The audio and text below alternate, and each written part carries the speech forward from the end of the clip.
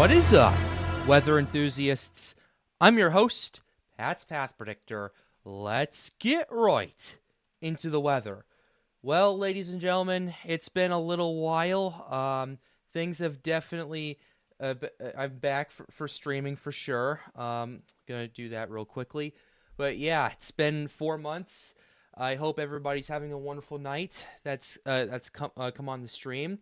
So I'm going to go ahead and open this up and say 15 years ago, on April 27th, 2011, was one of the craziest weather events in United States history with the 2011 super outbreak, with many tornadoes, including the infamous Tuscaloosa tornado, as well as several EF5 tornadoes that's banned across the Deep South. And it's also the outbreak that made James Spann a famous figure across the United States. 15 years later, we're back in a similar-ish situation, but except this time, it's for the Midwest. And tonight, we're going to be covering it all. So, ladies and gentlemen, welcome to the stream. We have some callers that we're going to go ahead and introduce. First one is the general manager of Storms United himself, Brendan. Brendan, say hello to the stream. How's it going, everybody? We also have our head admin at Storms United, John. John, say hello. What's up, everybody? All right, and we also have LTW. He's been a very good help for the streams. LTW, say hello to everybody. Hello. All right, so we're in for a good night tonight. We have a lot to get through for sure, so let's go ahead and dive right into it right here. just a quick update. We're gonna spend, I'd say, the first couple of minutes or so going over what's going on in Texas and tonight. I know there's a lot of people that are watching Ryan Hall's stream covering this, so we're gonna talk a little bit about this before we move on to the main event. We have one tornado warning in effect right now for parts of Texas. Right here, tornado warning for the next 8 minutes. Looks like it's going to be for parts of northern Franklin and southwestern Red River and Titus counties.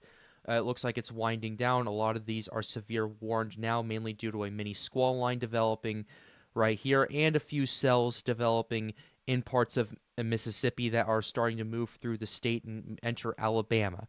So this event is winding down. It looks like right here, if you are in a severe or thunderstorm or tornado warning and tuned in from these regions, you're going to want to seek shelter, follow preparedness guidelines, the general gist right there. But this is winding down, and we are turning the page from this event. However, the main meat we have for tonight is what's going on Monday, April 27th, 2026.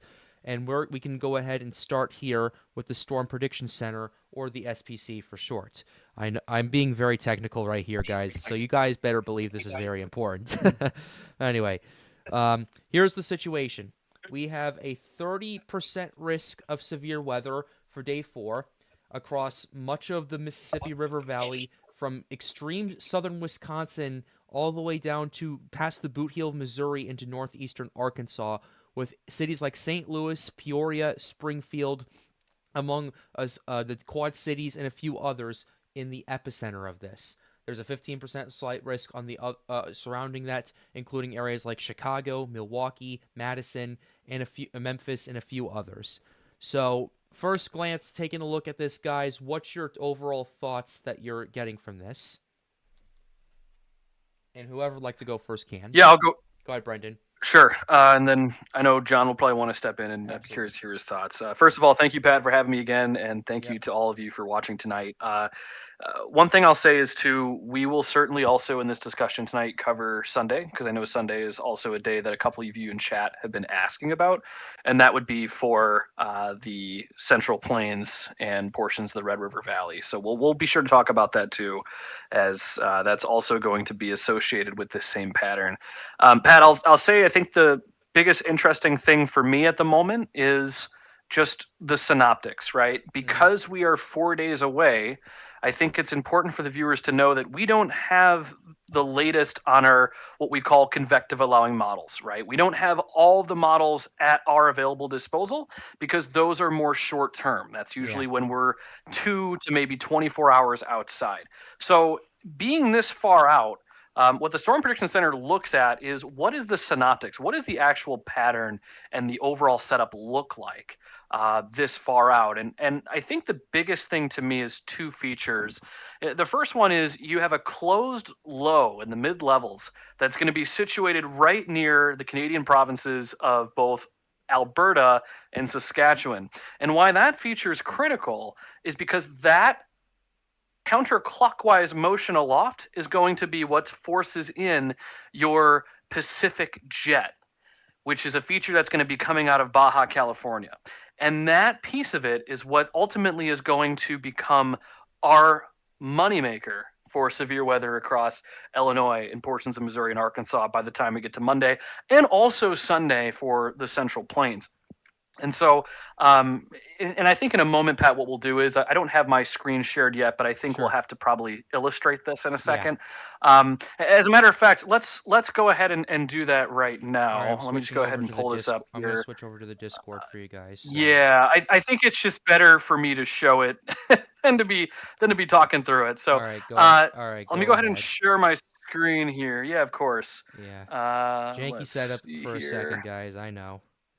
That's all right. That's all right. Okay. So this is what I was essentially talking about, right? You have up here, and this is just the latest GFS. Is my screen lagging, by the way? Doesn't look like it. Am I lagging? Yeah, we're good. I'm not? Okay. Yep. We're good. Okay, so this feature right here in the mid-levels is what's called a closed low, right? So if I was to draw this out, my low pressure is going to be somewhere just north of the Dakotas, right here in Saskatchewan. And as a result of this feature, why this is important is because if we look at today, this is as of right now, we have here, let me just go back. You can tell this is impromptu, right? Because for some reason, Yeah. my stream is not cooperating. There we go. All right. Okay, that's fine. I was going to originally draw this out. Oh, there's my pen. There we go. Alrighty, perfect. Okay, so you probably can't see that either. Let's go ahead and change the stream here, and we'll do the entire screen. All right, third time's a charm. Hey, there we go. All right, Yep. good deal. So, on the GFS, right, this is taking a look at as of the conditions right now. When we look at 0Z, that's pretty much as of 18Z or earlier this afternoon, right? Mhm. So, as you can see, we have this closed low feature in the mid levels. This is what we call our jet stream level. And this feature is going to be critical because, as we know, this is counterclockwise motion. Anytime you talk about low pressures are going to spin counterclockwise in the northern hemisphere. And so, as a result of that, this key driver, this westerly flow you see here, is actually going to help to drive this Pacific jet across Baja California and much of the Four Corners states. And so as we play this in time, you'll actually see this happening here. Watch what happens as this continues to oscillate, that closed low up here in the Canadian provinces. You get that Pacific jet to begin to move on shore by the time we get to what would be tomorrow. And then as we get into Sunday, there you start to see that low pressure, that closed low begin to decay. And then your shortwave trough feature begin to emerge out in the southwestern United States. And this is going to be a big driver for severe weather, especially for places like Oklahoma, Kansas, and parts of Texas for that Sunday threat, which we will talk about later tonight. Yeah. But as we get towards Monday, that shortwave feature, that trough, will begin to propagate east. And then by the time we get to Monday afternoon, look at that. You can see really strong mid-level winds, anywhere between about 80 to 100 knots of mid-level flow aloft, moving across northern Missouri, parts of Illinois and the Quad Cities, and then eastern Iowa. This is what we look for when it comes down to a significant severe weather outbreak. Why? Because of the fact that we have really strong winds aloft out of the southwest. That's going to help to essentially intersect any sort of cold front or dry line you have, which we will have both. And that forcing will help to initiate severe thunderstorms. Now, the other component that will be important is the low-level jet, right? Especially when we're talking about storms that can support really strong rotating updrafts. You need to have that southerly flow for that, but then you also need to have really good low-level jet features to bring in that moisture from the Gulf. And we certainly have both because, as you can see, by the time you get to Monday afternoon, according to the GFS, plenty of southerly flow moving into, again, the areas that the SPC has highlighted. So anywhere just south of Chicago, much of Illinois, even back towards St. Louis, eastern Missouri, and then even parts of northeastern Arkansas by Jonesboro. That is going to be a major driver. And by the way, Pat, you can even see here on the low-level jet, there's your low-pressure system too, which means that our surface low is going to be somewhere between right around north central Iowa, if not even further north by, we'll say by La Crosse, Wisconsin, it could be. So somewhere around here, you're going to have a warm front, you're going to have a cold front, and then you're also bringing in a dry line component. You're vecting that eastward by the time you get to Monday. Really this triple point-like setup for Illinois and again, parts of Missouri. That's going to lead to some pretty prolific severe weather. So, Pat, this is just looking at things from a large, high-level pattern here and a high-level perspective. But once we get those convective allowing models in range, the HRRR, the RFS, the WRF, that's when we will begin to better understand storm mode and have a better understanding of what initiation looks like by the time we get to Monday afternoon. Yeah. All right. Thank you very much, Brendan. All right. Looks like you had everything, at least for right now. All right. All right, John. I'm sure you have a lot to say right now about what's going on What's your take on this risk that we have for Monday, and overall, like, what's the biggest takeaways and kind of your overall like spiel that you'd like to offer for everyone tonight? It's definitely uptrended since, yesterday or even the day before. And Yeah. it's even shifted west. We were looking at, an area in the deep south. I mean, just a couple days ago, and all of a sudden, boom, 30% right over east central Missouri and west central Illinois. Yep. Um, what I've noticed is it's kind of looking like it's trending a little bit later, at least for east central Missouri and west central Illinois. That's going to be crucial because if you think about it, you have your daytime heating earlier in the day, Yeah. like morning and afternoon. You're going to have a lot of time to get the atmosphere unstable. And, Mm-hmm. if hopefully it'll trend earlier, but it's not looking like that. It's kind of leaning towards the direction of later in the day, which that's peak heating and all that. Yeah. And in my honest opinion, if you're in East Central Missouri and even West Central or even Southern Illinois, you need to keep an eye on this very, very, very closely. Absolutely.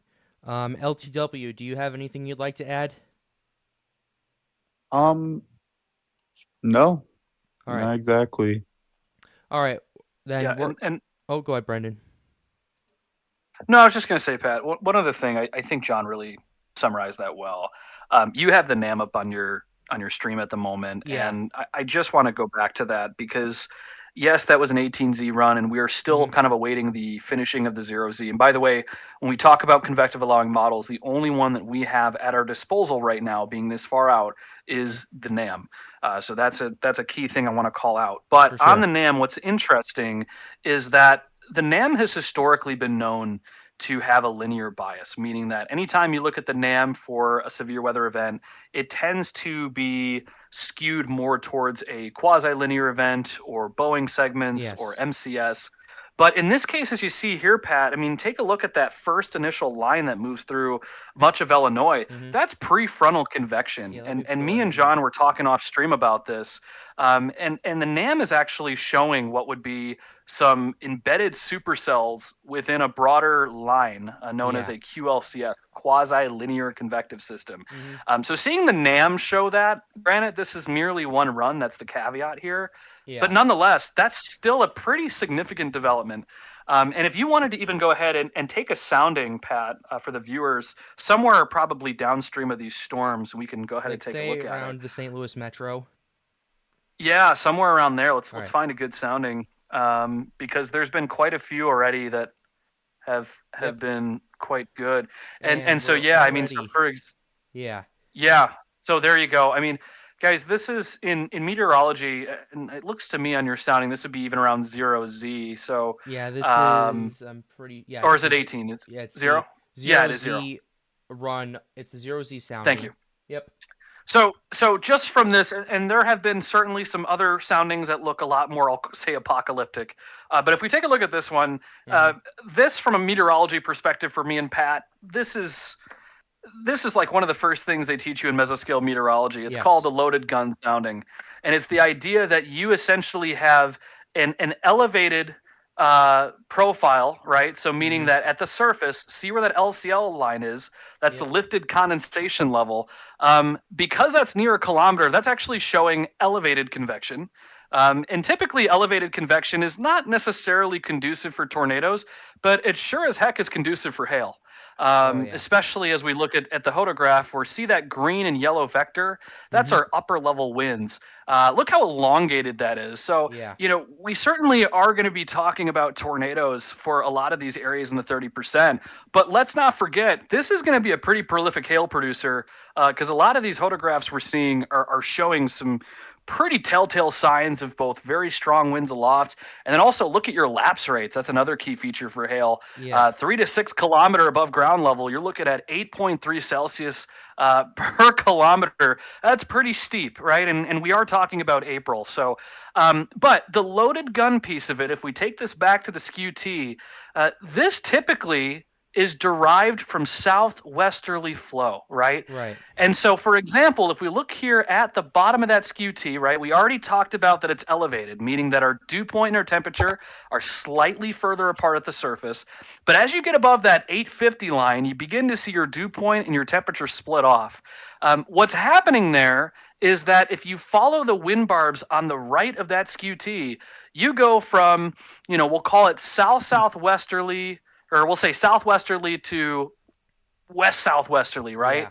That component is a telltale sign of a dry line being advected, Yes. right? So anytime you see a loaded gun, the first thing that any of you should think is, do I have a dry line? Is there southwesterly flow? And there certainly is once you get above a kilometer. Now, the one last thing I'll mention, Pat, is this certainly is not the best sounding that we can pull. This was just merely an example for the viewers to see. But if we were to go maybe even a little bit further back, we don't have to right now, but if we were to go further back in the day, you would probably see those southwesterly winds of the surface be a little bit more southerly. And that is going to be when we see the best potential for tornadoes, because then our profile, that photograph to the right, is going to look a lot more cyclical, Yes. and it's going to be veering a ton, which that is also a sign of strong tornado development. Not to say this photograph can't produce a tornado, but this sounding that we did pull is a little bit more elevated. But this certainly does speak to the other severe weather threat, which is the large destructive hail. And we could be talking well over 2 inches for a lot of these thunderstorms. So something to watch as well. Sure, that's for sure. Yeah, thank you very much for that, Brendan. I want to go ahead and see what this. Okay, the 0Z is mostly in right here for the NAM. So I'm gonna go ahead and pull this some of this up because I think this is interesting. I think enough. So let's go ahead and kind of start to dissect some of the data that we have right here. I know John was eagerly waiting for the 0Z to show up as well. So I want to go ahead and start off right here. I want to pull up first the CAPE real quickly just to kind of see how everything has evolved. And it looks like for the most part, the NAM has trended even later than it did previously. What was the 18Z at? I believe it was early in the afternoon. Yeah, early in the afternoon. Now this is Yeah. going into the evening hours where things start to get going, even 10 o'clock at night. That is definitely quite something for sure with the CAPE. The mean layer CAPE, it averages the CAPE out generally. About 3,500 joules per kilogram is where it's maxed out at. What was it at the 18Z? It uptrended from around 3,000 to 3,500. And for a severe weather event in this part of the United States, 3,500 is a lot. It's not like the Great Plains where you need 6,000 for things to start blowing up. 3,500 is more than enough for enough instability for any type of severe weather. Looking at the supercell composite, it's telling another scary story right here, at least according to COD. On another one of the models, Aguacero. John, how do you call that? How do you pronounce that other website that you showed me real quickly? I don't know exactly. Aguacero, yeah, something like Aguacero, that. okay. Something like that, yeah. Yeah, okay, we'll take a look at that in a second. Yeah, this kind of hones in a bit more on, we'll go ahead and pull this up. We'll go ahead and go to the NAM, and the 0Z is all the way out on this, so this is interesting. Okay, so this is this is as of, okay, this is interesting. Yeah, let me see, this is that's surface-based right here. What's mixed layer looking like? Yeah, I'd be curious on mixed layer, actually. Yeah. Okay, there's a bit of a discrepancy here. I'm noticing there's Agusero is wanting 2,100 joules per kilogram of cape. COD's is 3,500. That's interest. That's interesting. Hey Pat, Hmm? I'm probably gonna trust COD more on Okay. versus this site, only Yeah, because that fair site's enough. a little bit more new. Yeah, So there could be something wrong with that. there's But a few things there that are not fantastic, but okay. Yeah, Supercell Composite is averaging about 12 to 13 out of 35. What was it at 18Z? Much, much lower, 5. So this really has started to ramp up. SIGTOR parameter, oh my goodness, 6 plus. What was it at 18Z? Yeah, okay, the 0Z NAM has pretty much escalated everything. Has escalated everything, every parameter with the 0Z compared to the 18Z. This is not fantastic, to say the very least. I say not fantastic because this makes it a little bit more frightening, and we're at a situation where things are really starting to ramp up, and these are just the mid-range models too. We're not even to the point where we get short range to get us better detailed stuff, which will be coming in tomorrow.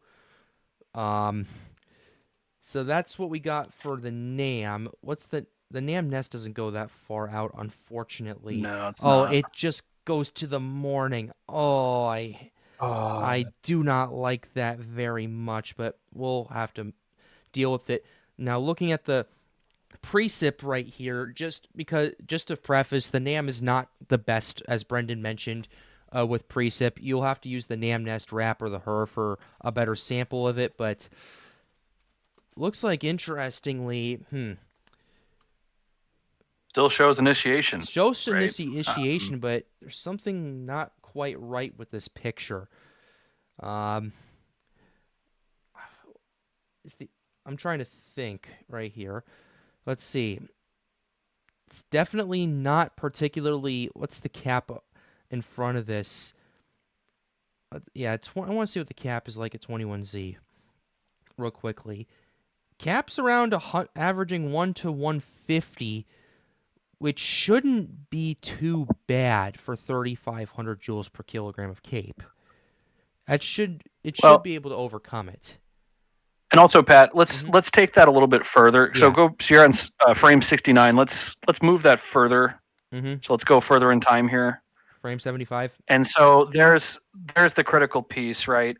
Southerlies, and then there's your southwesterly. There's a couple of folks in chat that were talking about how models handle dry lines, and they're not that well. And they would be correct, right? Models do struggle with that. Right. And if we know anything about dry lines or any sort of southwesterly flow, that is a great mechanism to clear out any convection that you have in the morning. So what the NAM may not be necessarily capturing here is it may be overcapping the environment. Whereas because we have that southwesterly barbs, you can see, I mean, it does want to break the cap, right? You see that cap erosion as soon as you introduce your southwesterlies across St. Louis and even much of the Illinois suburbs of St. Louis. So it actually, in my opinion, I think the NAM is actually underdoing cap erosion by the time we get towards the evening. Now, the other thing I want to add to this is that there was even a couple of folks in chat, and we are reading chat as we're having this conversation. A couple of folks saying that the NAM is not a great model. We certainly are not saying that there is any such thing as a silver bullet in meteorology. If there's anything me and Pat were taught, is that in meteorology, any weather model you use is going to have its strengths and its weaknesses, but it certainly is not the tell-all for what a scenario can be. So as we mentioned at the very top of this discussion tonight, this is the CAM that we have available to us outside of longer range models like the GFS and the Euro. So we are leveraging this in real time to be able to better understand the convective environment for this setup on Monday. Certainly, we will have a much better understanding once we probably get to, I don't know, guys, I would probably say late tomorrow afternoon, probably even tomorrow night. Yeah. Once we get within that 48-hour window, then we can start to use the models like the WRAP and, of course, the the famous RFS, the supercell printer, and Yep. there's other convective logging models. So For sure. just wanted to call that out. And then, so yeah, and as far as the progression, the last point I'll make to this is, weather models also struggle with timing. Yeah. I know it's such a generic term. You're going to hear it from folks on YouTube. You're going to hear it from your local TV meteorologist. Hell, you're going to hear it from us that, timing is always a big question. And that's because weather models themselves, especially the NAM, you'll find that the day of an event, you might have a situation where the system is a few hours ahead and it moves in rather than at 6 and 7 o'clock like the 0Z wants, probably ends up moving in around, say, 2 o'clock. And at that point, you get more of that prefrontal convection we talked about. So that's a very key distinction that I will mention. But one last thing, Pat, let's go back to that SIGTOR parameter product. And let's actually pull a sounding from that. I believe we can on COD. Can we not? Where do you want to do it? Let's go ahead and do let's be Doomcasters. Screw it. Let's go to Central Illinois, the pink and the purple. All right. So right by Tazewell County. Yep. Let's go right by the Illinois River Valley here. I'll just take a look. Oh, geez. So this would take us to probably, what is that? Oh, 3Z. So this is going to be later in the evening. Again, I don't want to put too much kind of credence into that timing, but what I will say is notice we talked earlier in the stream about veering. Well, here you go. You have a much better veered profile. If you look here at your wind barbs and the skew T, see how we have those southerly winds, and then we transition south and then southwesterly. That's a much more conducive environment for tornadoes once we get to that point, once we do introduce that southerly flow into the parameter space. Lapse rates, again, as we're seeing, 8.5 Celsius per kilometer. So I can't stress enough, hailers is going to be a big thing once again with these storms, especially storms that are more elevated. As you see on this sounding, look at how our dew point and our temperature at the surface right on top of each other. That's telling us that our LCL is actually towards the ground. It's actually what's called ground scraping, meaning that if you want a tornado, the best environment is when your LCL is as closest to the surface level as possible. Yes. And this sounding certainly has it. And the other thing, Pat, I'll really call out here, we haven't talked about it much for tornado genesis, but look at your effective shear, 57 knots. I mean, ladies and gentlemen, yes, this is just the NAM. I totally understand that, and I'm not putting all our eggs in one basket. But the consistent thing we've seen across both our long range and the NAM is we're seeing bulk effective shear being within that 50 to 60 knot range. On top of If that, you too, want, Brendan, go sorry ahead. to cut you off. We're looking at SRH values of over 300 in the lower levels with 39 knots of shear at the surface to 1 kilometer. That's scraping at the ground right there. That's speed shear generally. And the directional shear is a little bit interesting. It's not as directional, but if this is a sounding where whatever drops will have a lot of power with it. Would you agree with that? I certainly do. And, I think it's great to call out the storm relative helicity, the SRH, because when we think about an updraft, we also think about its rotation, right? And so that storm relative helicity, when we say relative, that's what the storm is feeling, right? It's not what we're feeling, it's what the storm is ingesting. And so any convection that really taps into that helicity is going to have more of that corkscrew updraft motion, not just updrafts, but that corkscrew rotation as it's being fed into the storm. And to your point with the shear at the surface, I mean, that's scraping the ground. If you want tornadoes, that's the environment to do it. Great shear. And as I was just wrapping up and saying, the bulk shear being between 50 to 60 knots, that's typically, just kind of as a rule of thumb, what we look for supercell development. Yeah. Not to say that you all the time get supercells with bulk shear between 50 to 60 knots, but rule of thumb tells us that anywhere within that range would be supportive for discrete to semi-discrete supercell development. And Pat, one thing I'll just kind of call out here lastly, take a look at that hodograph, right? Just like with Nickelback, look at the hodograph. But I knew you'd get a laugh at that. But as you can see, that pink line, that is our wind vector between the surface to about 1 kilometer, 850. And you can see that based on that pink color bar by this QT, Yeah. that's corresponding to our wind vector. And notice how that essentially curves, right? Well, that's telling us that we have quite a bit of rotation. And then as you can see, look at that light kind of turquoise blue line that Yep. connects between your pink and your red vector. Yeah. That's telling us the storm's effective inflow. And that is quite a bit of inflow to be taking in. Jeez. So this is, it's kind of a messy hodograph. It's not the classic, Oklahoma Moore hodograph, but it certainly is one that could be conducive for storms of all hazards, both damaging, destructive winds, destructive hail, and possibly a couple of strong tornadoes across the region. That's not particularly good right there. Yeah, that's what the situation we have right here. So overall, just a lot of speed shear, not so much directional shear. It's a situation where whatever develops will have a lot of power, but there's still some question marks around that. Granted, this is the NAM, and the NAM isn't the best model for this. The HER or the NAM nest would be a lot better, but they don't go out as far, I'd argue. But yeah, that's just that's the deal that the card in the deck we are dealt with right now. So that's what we got for the NAM. It is continuing to come out a little bit more for sure, but oh man, everything has escalated once again. This is not something I wanted to see, but what I do want to see is because this is going to be very telling as to what the ceiling for this event will be. What is our cloud cover right here? Cloud cover is interesting, I'd say. It's pretty interesting. According to the NAM, albeit it's not the best model for cloud cover, according to this, it's mostly cloudy across the Mississippi River Valley until about the afternoon, where parts of Illinois becomes more so partly cloudy, I'd say, and then it starts to clear out.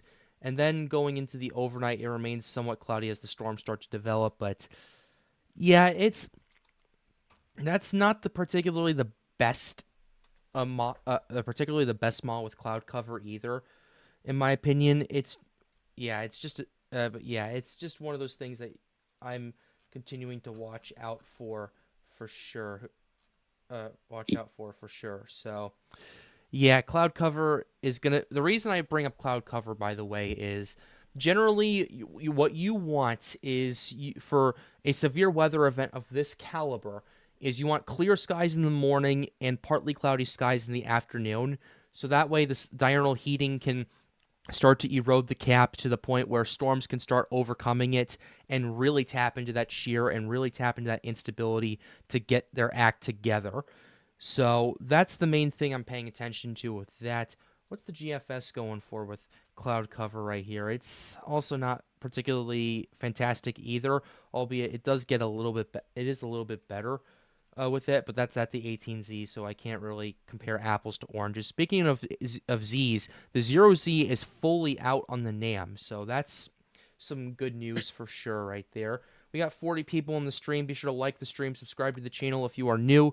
Goal, as always, is to get more people engaged with weather. But overall, the dynamics, I'd say the synoptics definitely are conducive for quite an event already this far out. The problem is the dynamics, the mesoscale meteorology, and the kinematics around this. So, yeah, that's kind of what we got going on. What's up? You don't mind if I say something about this? Oh, hold on. Just hold on 1 second. Oh, Trevor, you're on the air. What's up? So, believe it or not, Monday is going to depend on Sunday of how it's going to do. Okay. And basically, what I'm talking about is, one, we, of course, have that area that we're watching on Sunday. The enhanced risk, yeah, I'm looking at it right now. And we need to see if there's going to be cloud cover, if it's going to dissipate by that time, if it's going to be gone. Because if you read the discussion, it's there. Mm-hmm. You'll see it there. They are mentioning that uncertainty for day 3 is coming in. Yeah. Yeah, that's the day 3 uncertainty. That's gonna be for sure. I do remember this though. I do remember this actually. This was with the March 14th outbreak last year, where I ended up having to seek shelter from that tornado warning and all that stuff. I remember this because that event was a moderate risk. That overperformed, and then it ended up, kind of, carrying over into the next day into March 15th, where the high risk was issued for the Deep South. And outside of a lot of stuff firing in the morning, it kind of killed the afternoon threat in the Deep South that day on March 15th. So that's something we're going to need to consider. Thank you very much, Trevor, for bringing that up. But So what's up? I'll point this out too.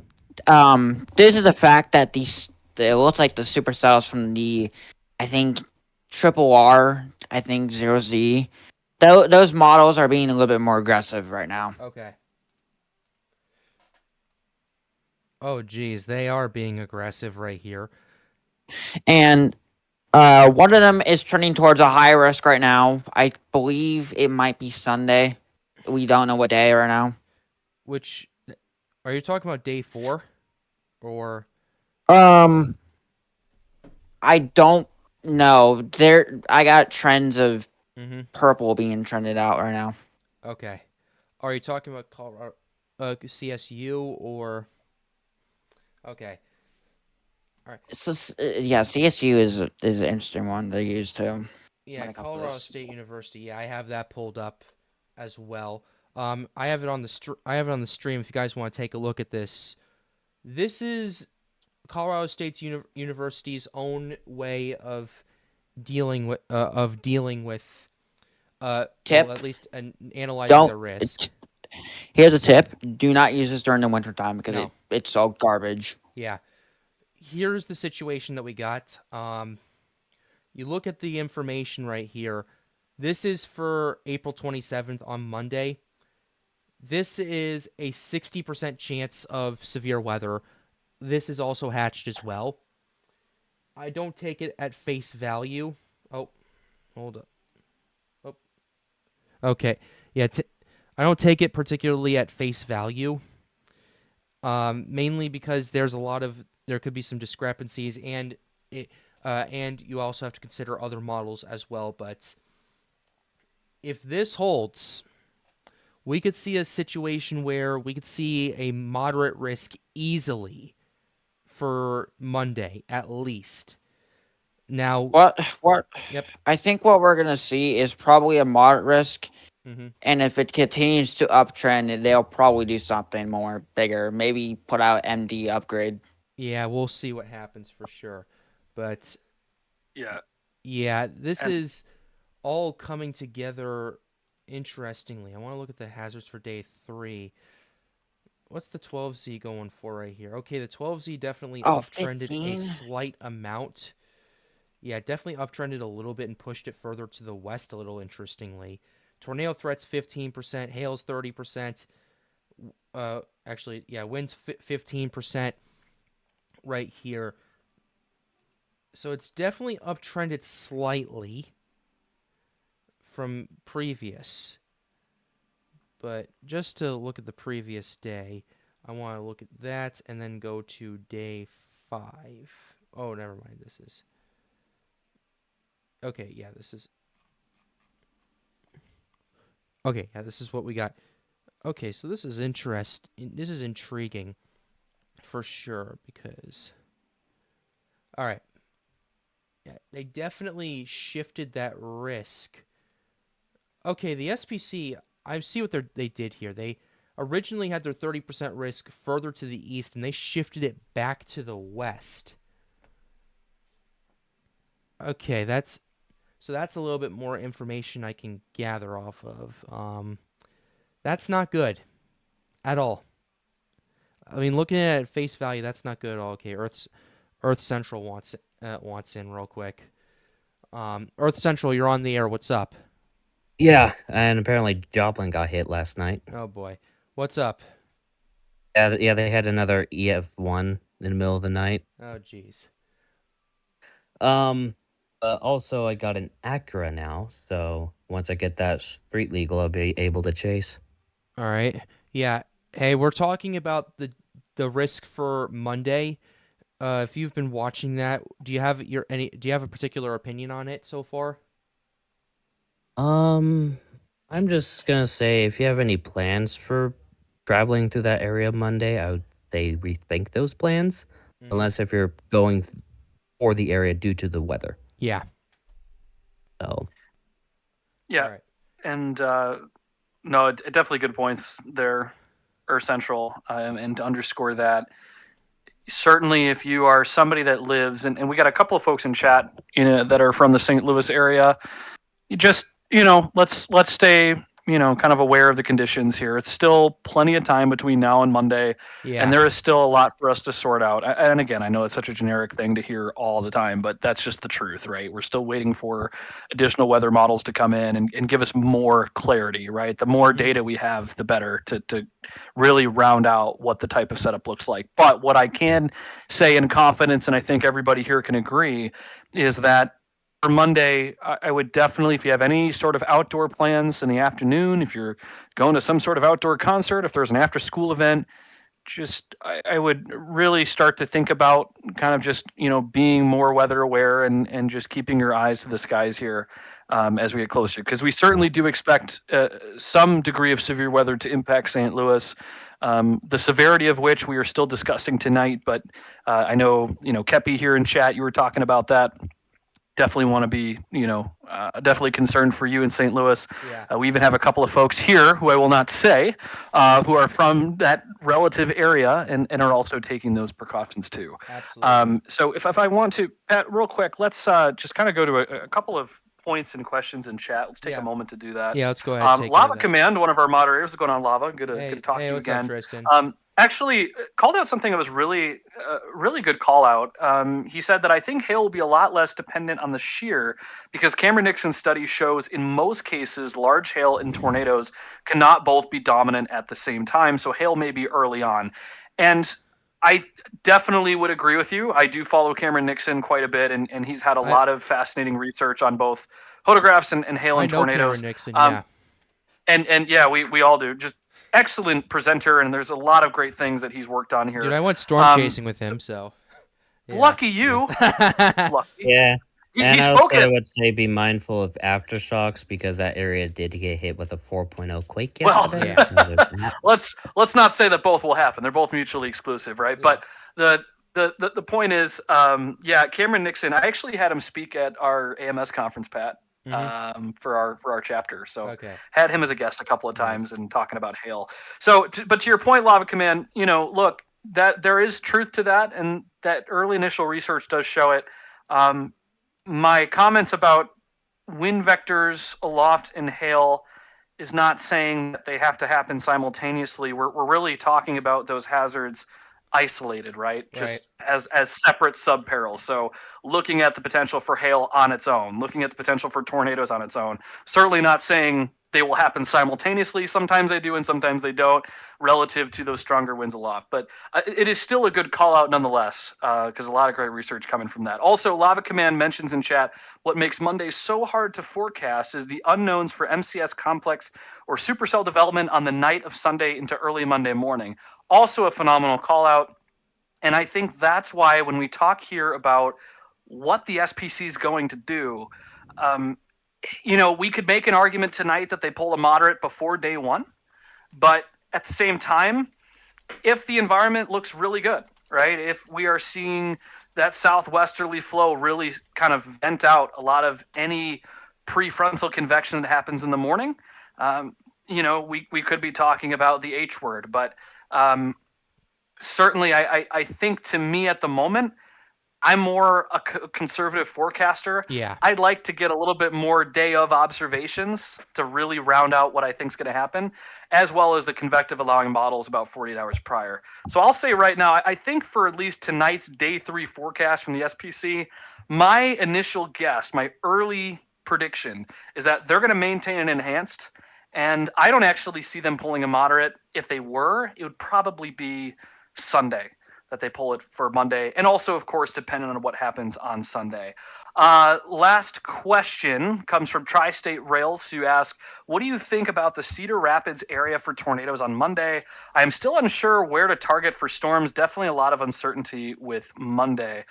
Cedar Rapids, Iowa certainly is going to be in the threat to some degree. And as a matter of fact, the warm front should position somewhere within a closer proximity of eastern Iowa. But that being said, that it's really going to depend on placement, honestly. I do see Cedar Rapids being in the threat, and I would say at the moment your primary threat is going to be all hazards. So think strong, damaging straight line winds, which you're certainly not unfamiliar with. Cough, cough, August 10th, 2020. But damaging winds, tornadoes, and then hail as well.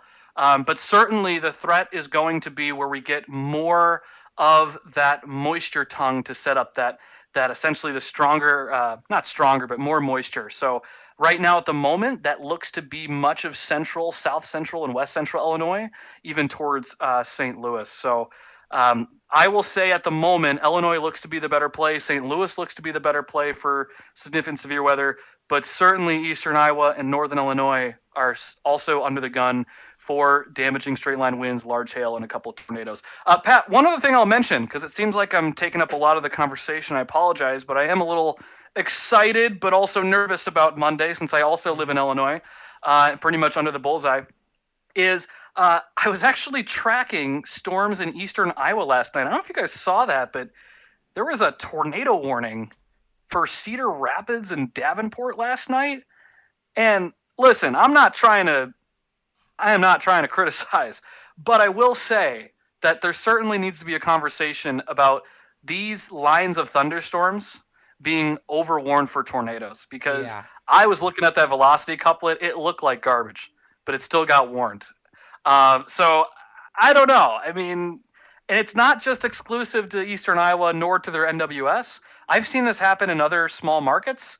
And last night I was looking at that, and I'm sure my fellow here who's from Cedar Rapids also heard the sirens going off last night. And I was like, really? Yeah. Really? I don't know. Anyway, I'll save that rant for another day. All right, for sure. Red Tie is in the stream right now. You're on the air. What's up, buddy?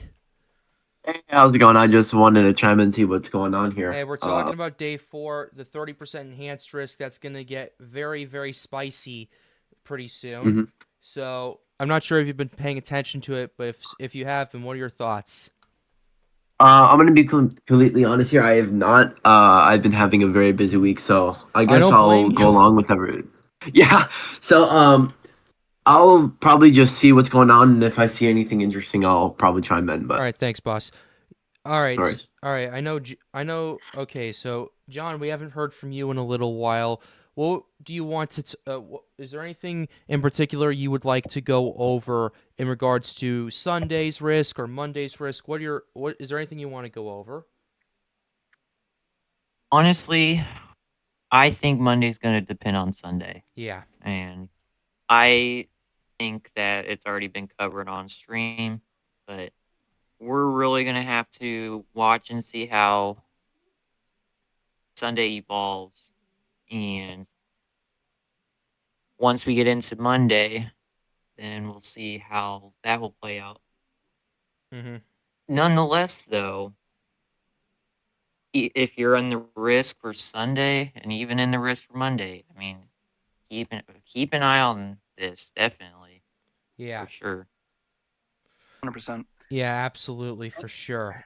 Just for my own curiosity, I want to pull up some of the parameters for Sunday's risk to look at it. Based on what I'm seeing, it looks like, at least according to the Cape doesn't, it looks like there's a minimal cap, but it looks like the Cape's around 2,000 or so, which isn't terrible, I'd say, but nothing particularly eye-popping as of right here. Wait a minute. No, this is I want the Nam, not the her. Okay.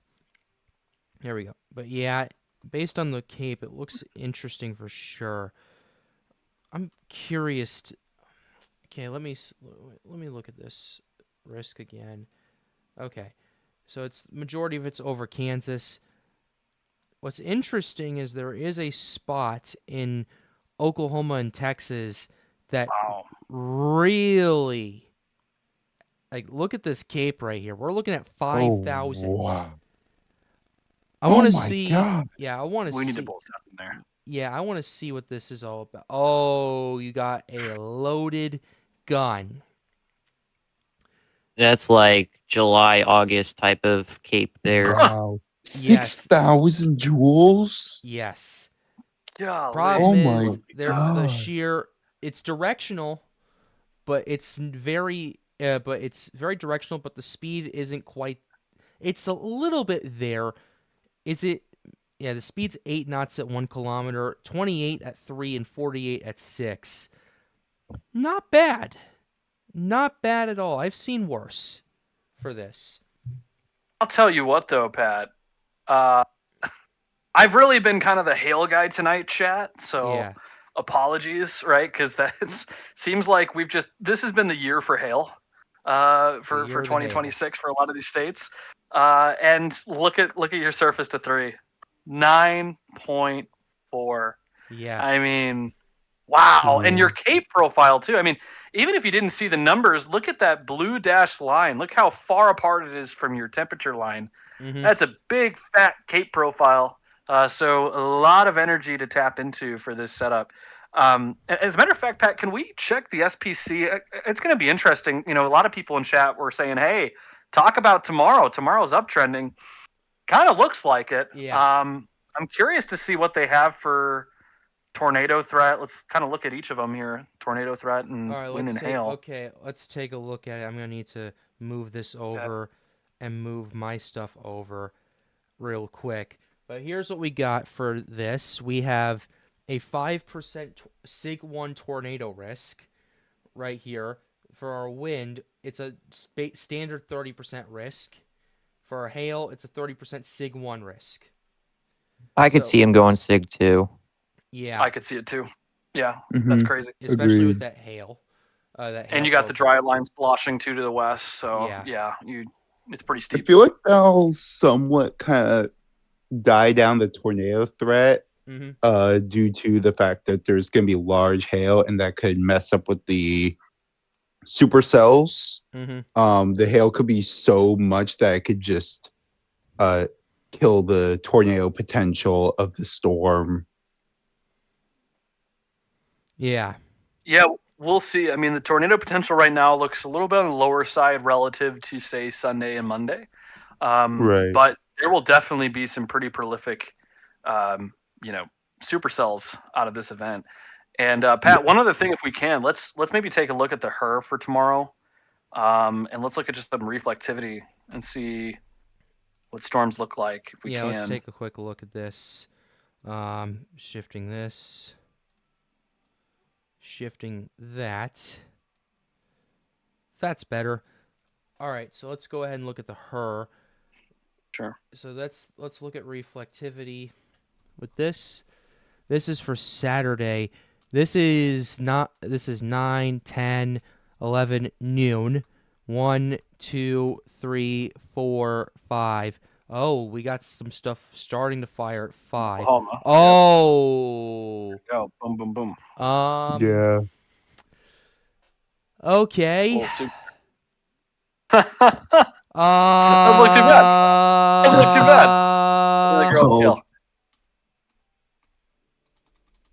Yeah, Not bad. HRRR is Ah! absolutely insane. I was looking at this earlier. I'm like, what am I looking at here? What the hell? Man, that really uptrended. You guys may want to take a look at the parameters. I mean, that's my first time looking at. That's insane. Jesus Christ. That's a lot of soups. That's a lot of soups. Yeah. And by the way, couple of comments in chat. Lava Command is saying, I think this is for what? Are you saying tomorrow, Lava? 30 to 45 Sig 2, damaging wind Sig 1, and a 5% to maybe a local 10% Sig 1 for any supercell ahead of the clusters. I believe you're talking about tomorrow. Yeah, large hail is easily 45 Sig 2 here. I totally agree. Yeah, And that's not off the actually, table. please remind me, ladies and gentlemen, in both chat and here in this call, did we pull the Sig 2 hail this year, right? Or have we not done that yet? I think for so. the SPC? We've had a couple. Have we? Okay, I just want to make Yeah. sure. Okay, I figured. And we did for even Kankakee. That's right. Okay. Good. Can we just... Sweet. This is 8 o'clock at night, and I'm sorry, I'm looking geeking at out the over same this. thing.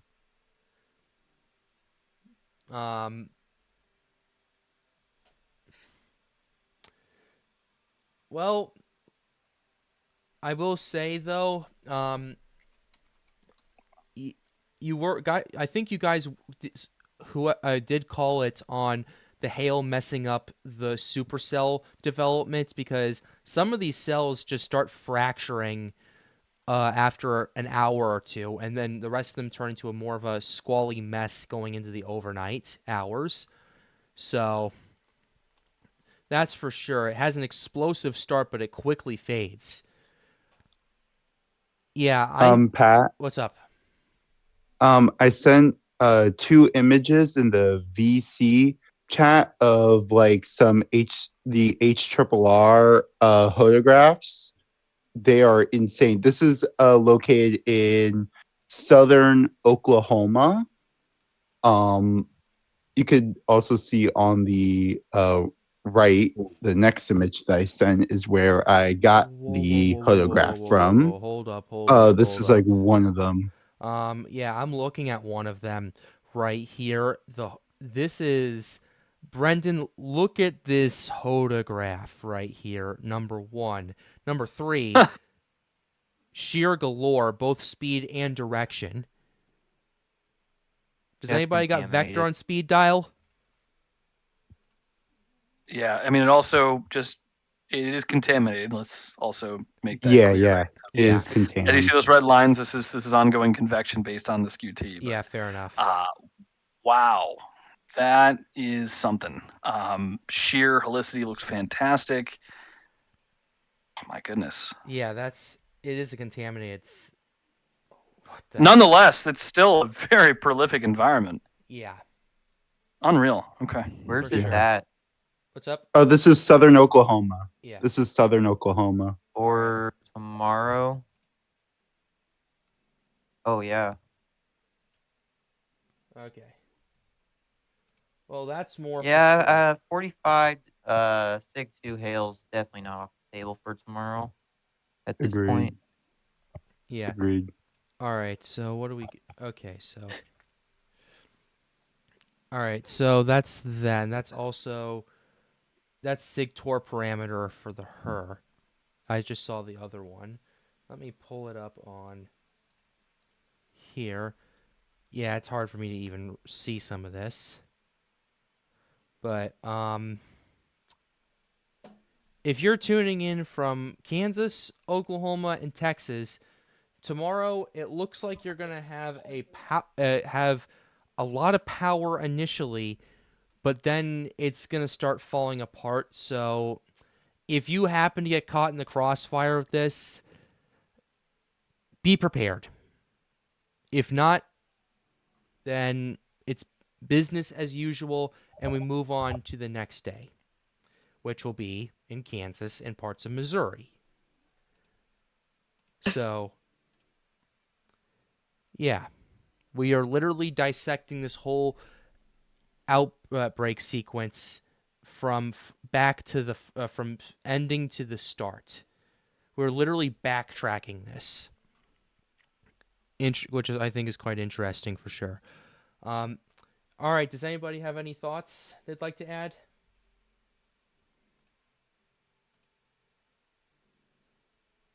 Just be weather prepared. If there's hail, don't go outside. If there's a tornado warning, stay inside. Yeah. yeah, just get ready for next couple of days. Mm-hmm. If you're in these areas. Yeah, for sure. Yoshi, you're on the air. Oh, I wasn't planning to speak much. Still trying to figure this all out. I only fine. figured out this is at such a high ceiling just today. Yeah.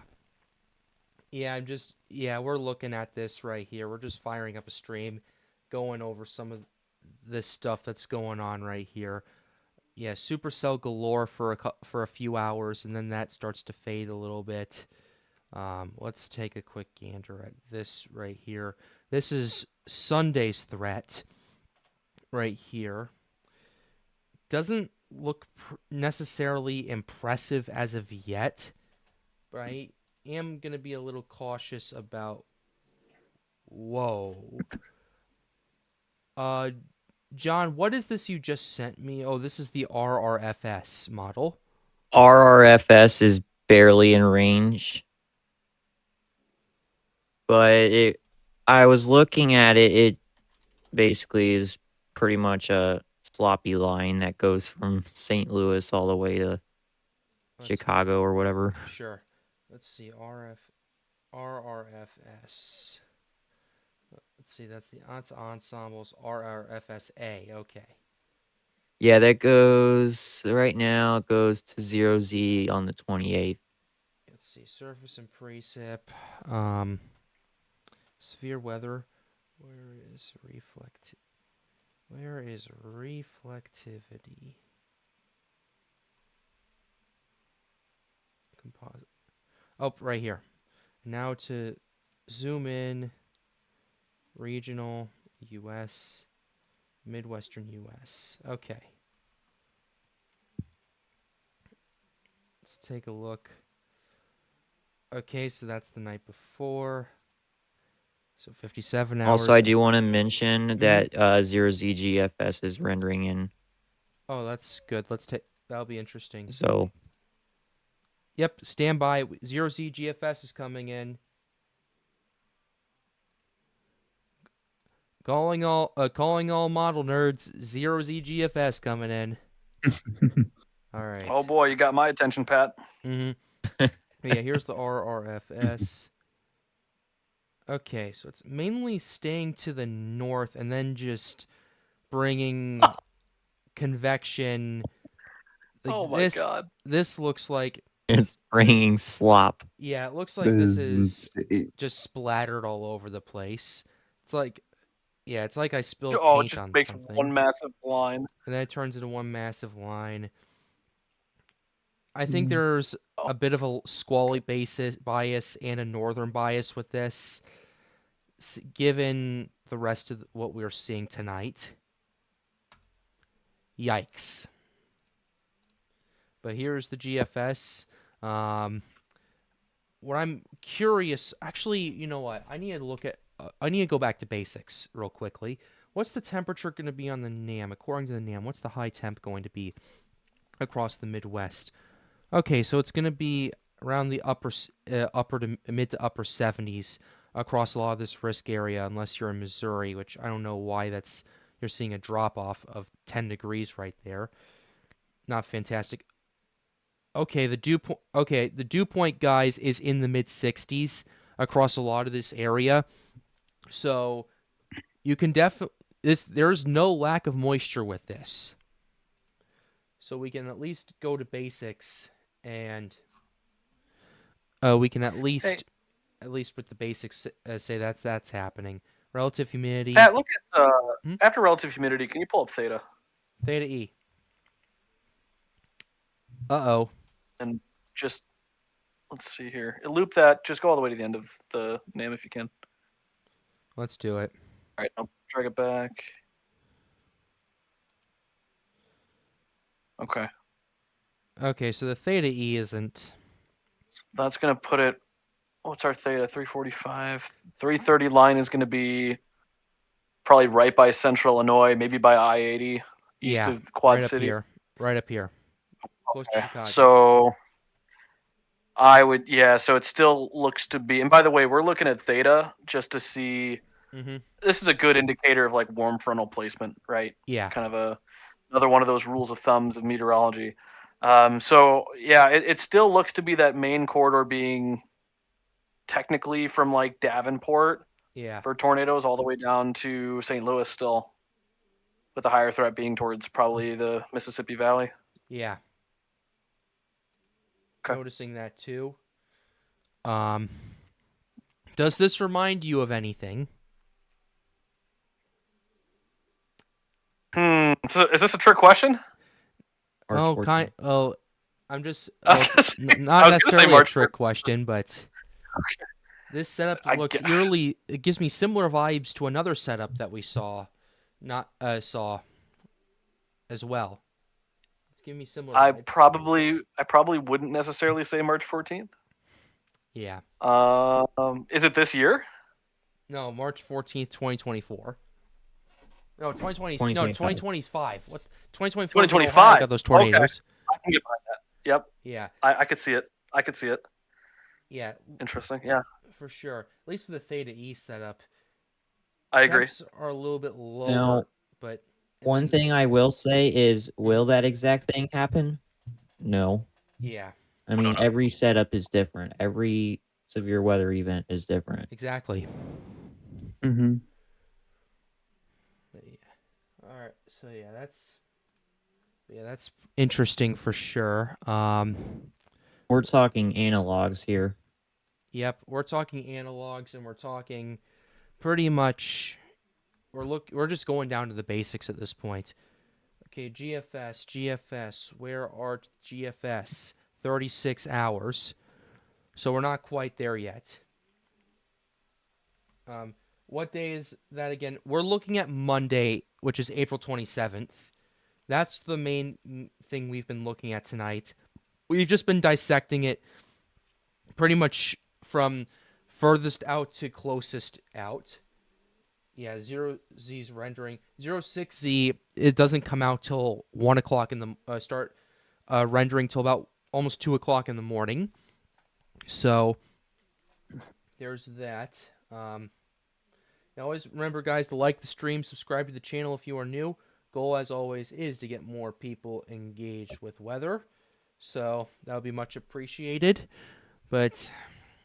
And check out Storms United. Oh yeah, join the Storms United Discord server. There's a pinned chat in here.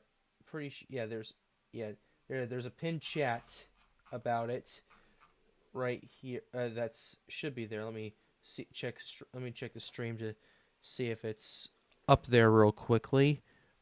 It is up there. I'm currently checking the stream as well. Up there. It is. Yep.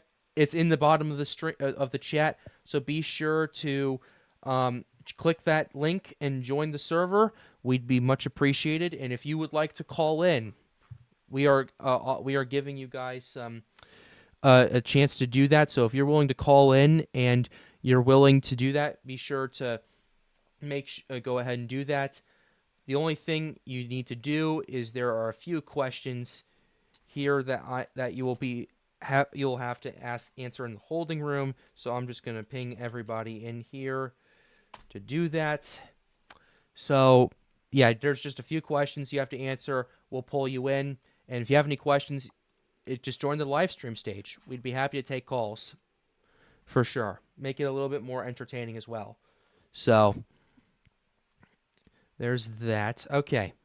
So we're still waiting for the 0Z GFS to come in. Okay, we're getting a little closer now. All right. Okay. Sunday, April 26th. So we're 1 day away from seeing this, but we can. Yeah, GFS isn't fantastic with it's more of a global model and not a regional model, but according to the GFS, it's kind of underdoing the parameters in the Great Plains for Sunday. So that's interesting. Yeah, not very much going on there. Let's take a there's not much precip simulated reflectivity. Yeah, I'm not even gonna touch that for reflectivity unless it's like winter weather or hurricanes. But yeah, all right. So we're starting to see this coming in. It's now 0Z, which is 7 p.m. on the 26th. So there's that. Yeah. Okay, yeah. We'll see what happens. But overall, what's everybody's thoughts from everything we've seen so far tonight? Just kind of as we kind of are in this wait and see mode. Yeah. I think, Go ahead. Yeah, you first. Go ahead. I think that just this area, like where we looked at, is gonna really be interesting to see like what comes out of it on like the next few runs, if they're gonna uptrend or downtrend or like relatively stay the same.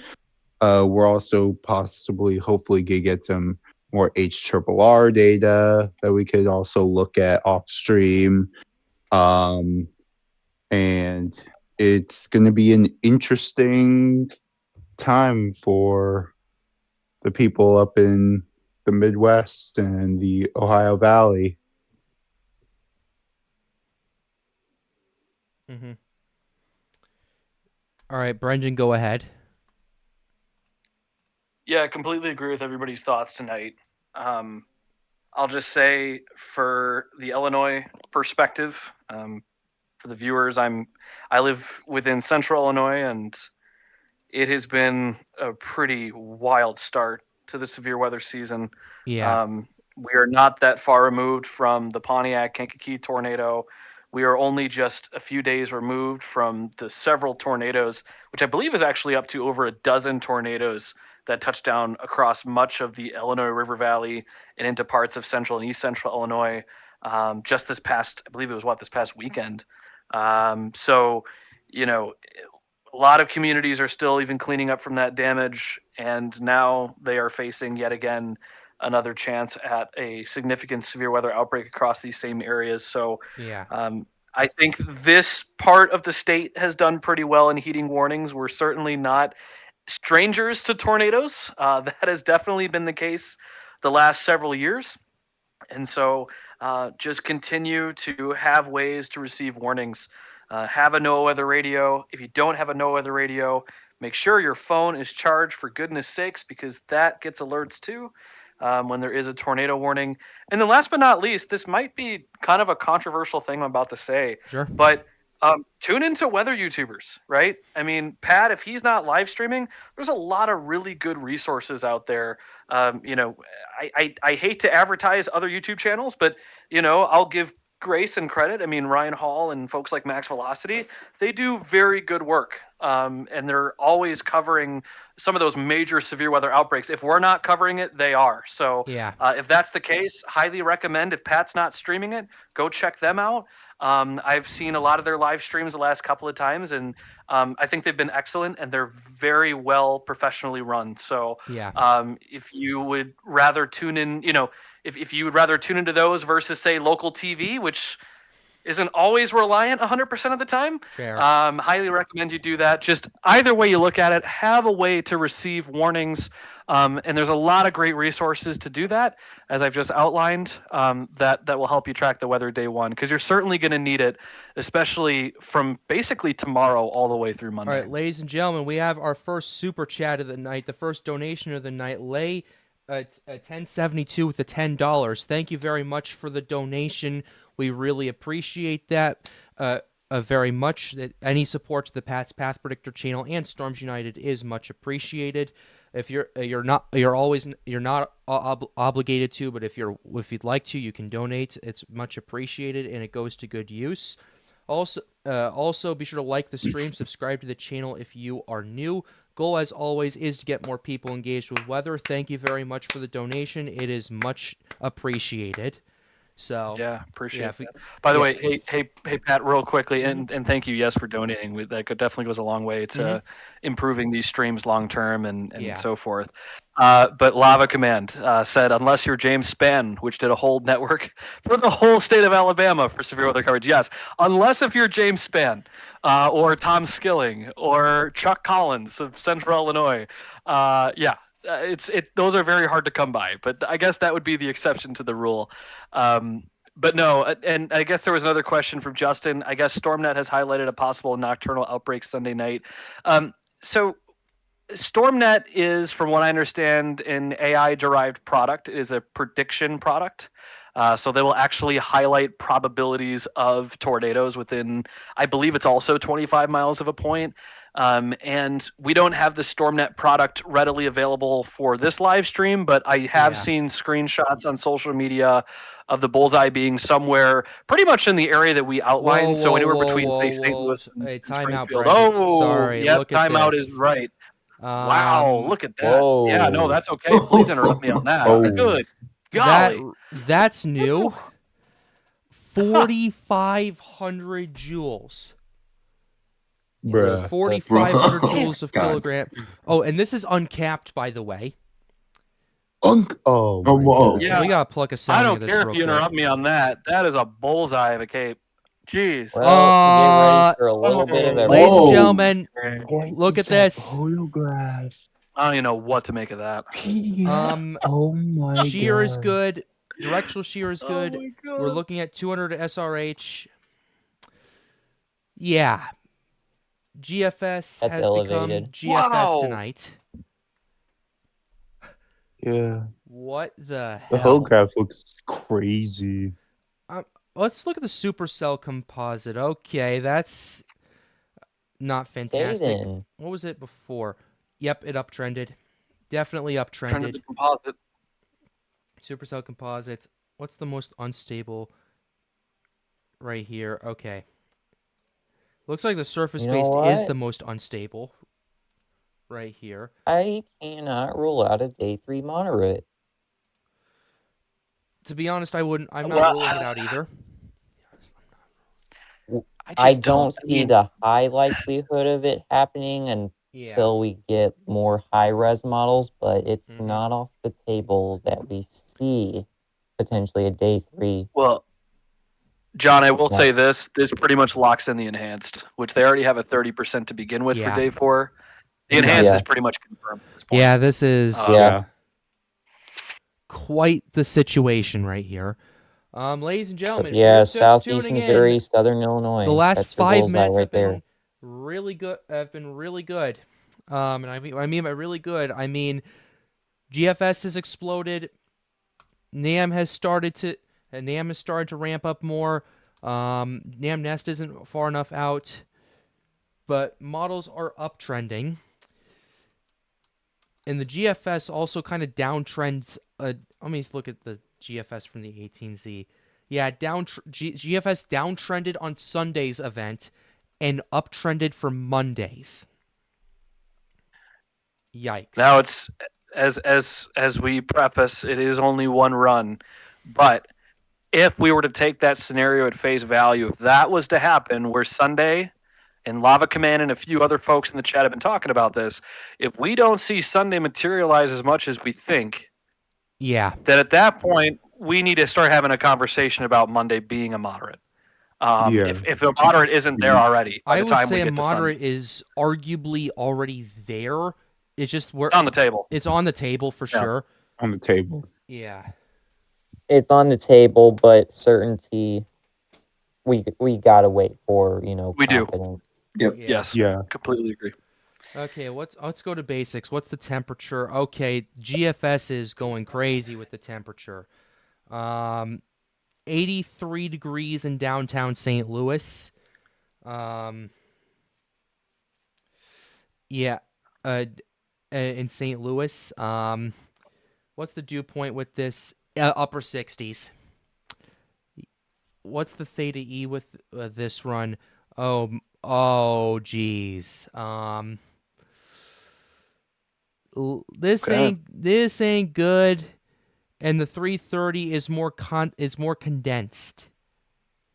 Yep. Uh-oh. Not as broad. What's energy helicity index looking like? How do I look at the EHI? It should be EHI under convective It's under convective. Okay, convective EHI. There it is. On the very bottom. Oh wow. Yeah. To a 7. Oh, So that would take us, well, and let's go maybe one more frame to the right. Okay. What the hell? Actually, so it looks like 18Z, that would put us, I think, as far north as what? Would that be Springfield in Illinois? Probably Yeah, Springfield, Jacksonville Springfield's area here. by Yeah, the 72 corridor and then further south. Okay, Yeah. so by 70. yeah, all the way down Okay. to rural Missouri. Yep. Yikes. Well, look, to John's point, I don't want to keep just circling back to a moderate potential, but I will say if they were to do a moderate, it's gonna the bullseye is gonna be St. Louis. Yes. That's pretty clear as day. Yeah. I have not seen any deviation run to run, unless if some other cams come out and they totally just crap on this event. I have yet to see anything deviating from St. Louis being a higher threat. Yeah. I just haven't. Okay, So- let's take a look at cloud cover. Okay, GFS's cloud cover, what was it at 18Z? A little bit clearer. A little bit A little clearer. bit clear. That's a bad sign. And there's your southwesterlies kicking in, just venting everything out. Yep. Mhm. So, ladies and gentlemen, this is probably the first big uptrend of the event we have seen. Before, it was gradual, now, bam. Yeah, it's always when I'm on stream watching it. It was just like that with the March 14th stream. The March 14th event. Oh, and it looks like Ryan Hall just stopped streaming, so hopefully we can get some viewers from that. Well, I don't. I got to be honest with you, Pat. I'm not sure. They might be pretty exhausted because tonight we've had severe weather across Texas and Louisiana. And now we Still going tonight. And now we're talking about severe weather. Well, there's only 3 there's like how many warnings are there? There's 6. We got a warnings couple of now. severe thunderstorm warnings out towards what would be tornado eastern warning Texas, and then expires in 3 minutes. Yep. Right. We did also a have one in warning out Harrisburg. Yep. We did have a tornado warning out towards southern Mississippi near Bassfield, but that has since expired. Mhm. So, but We otherwise, also it looks still like have a severe weather's tornado winding down. warning for northwest of Longview, Texas, but it doesn't really look like anything. Yeah. Just rare indicated. It's gonna expire in Mhm. a couple minutes. Yeah. It looks like it. Yeah. Yeah, I would say the bullseye is southeast Missouri to along and east of I-44, St. Louis being the bullseye, and then along I-55 up to Interstate 72. Mm-hmm. Yeah. Yeah. I agree. That's my bullseye, at least Yep. what I'm looking at right now. Right there with you, John. Yeah. Yep. Okay, there's a couple chats in here I want to go over. This, Pat, let's get the word out. This is very dangerous. I would say it's a very high ceiling event. Dangerous is a bit of a dangerous term, oxymoron, I know. I'm not using just yet. I would say it's a scary setup, in my opinion, based on what we're all seeing. But yes, let's get the word out, and and for everyone in the stream, share this stream. Also, let people know what we're talking about, and we have 40 people in chat right now. If you send it to 4 other people, we'll have 200 people in the stream tonight. So find 4 people, talk to them, and say, hey, Pat's doing this stream right here. You're going to want to jump on this and do that for me. That's a good way to get the word out as well that this is going on. Another way to get out the word as well is to just watch for local officials and watch for the official updates to come as they do. Because I'm not going to be here 24/7 either. I'm here tonight to talk about this and kind of get the word out early that this is going on. So that's another way to do it. Yeah, also, if you have Twitter, Instagram, all that stuff, get the word out there too. So those are a few other ways you could do it. Also join the Storms United Discord server as well. So that's something to do as well. But here's another one. This has a chance to be historic. There isn't exactly going to be one worse than a need, but just more of the types, just more of those types of tornadoes. Okay, let me read this again. This has a chance to be historic. This isn't exactly going to be one worse than a need, but just more of those types of tornadoes. Okay, yeah, now I understand what you mean. Yeah, it's definitely going to be a powerful tornado outbreak for sure. There's no argument about that. Historic. Historic is approaching March 14th to March 15th territory, and May 16th as well. We'll see when it comes to that. We'll see. Not 100% sure, but we will see. But yes, let's get the word out that this is happening, and yeah, we'll continue to keep you updated as more data comes out. And yeah, that's what we got right now. But everybody in the stream, yeah, what are your guys' thoughts on this latest uptrend that we've seen? Yeah, it's like I just said earlier, Pat, I am totally okay with any of you guys interrupting me mid-thought for that type of run. That certainly will catch attention. And, yes, it is just one run, but to see that kind of uptrend on a model like the GFS is pretty significant and rather concerning. Yes. But it's also not surprising considering the environment we've talked about tonight. And by the way, one thing I want to call out, we haven't really talked about Chicago. I mean, we've primarily focused on what we think to be the higher risk area, which is anywhere between St. Louis and Springfield, Illinois at the moment. Right. But these storms, once they materialize, whether it be in a QLCS or eventually, as possibly maybe even something more than that, they will eventually get to the Chicago metro. So we haven't really called out folks in Chicago tonight, but if you know anybody in the Chicago burbs, you want to also be sharing the stream with them too and making them weather aware.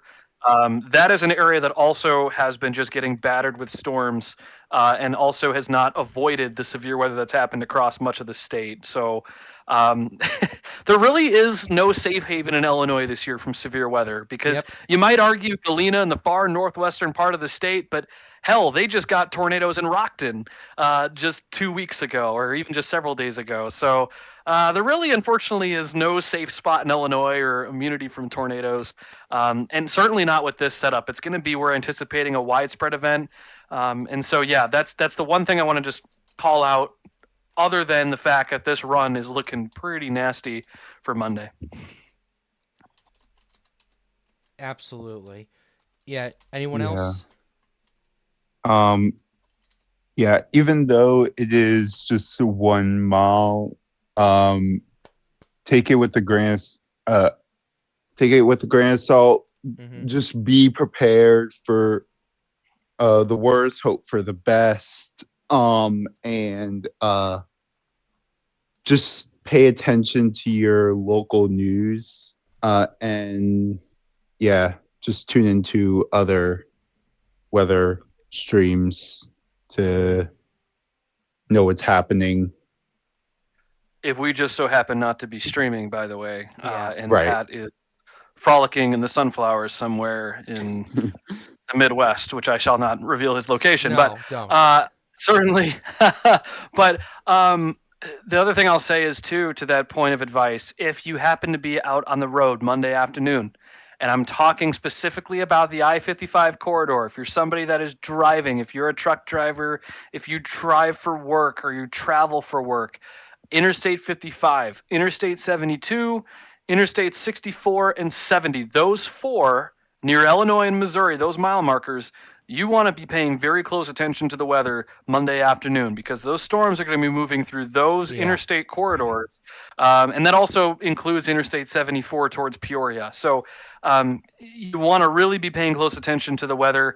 And if you at any point in time are under a tornado warning while you're driving, For the love of God, do not park under a overpass. No. Do not do that.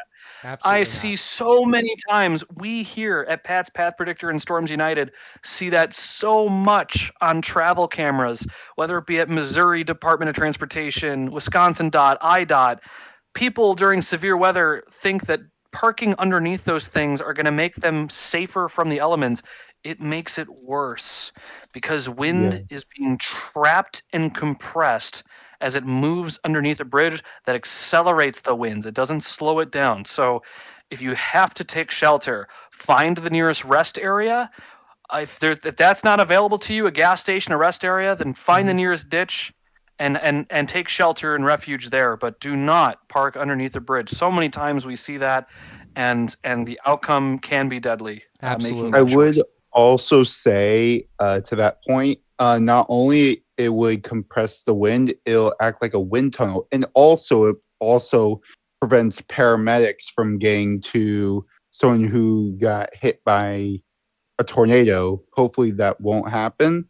Yeah. But like just in case, like you cannot park underneath the overpass because it will block paramedics, it will block people escaping, and it will cause just an unnecessary traffic jam for miles down the road, and that could put other people at risk of being possibly hit if a rogue tornado ends up going by the place or by the area. Yeah. So just find a ditch, lie flat on the ground, or go into if you find like a place, just find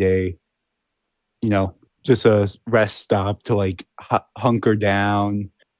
But do not park under an overpass. Absolutely.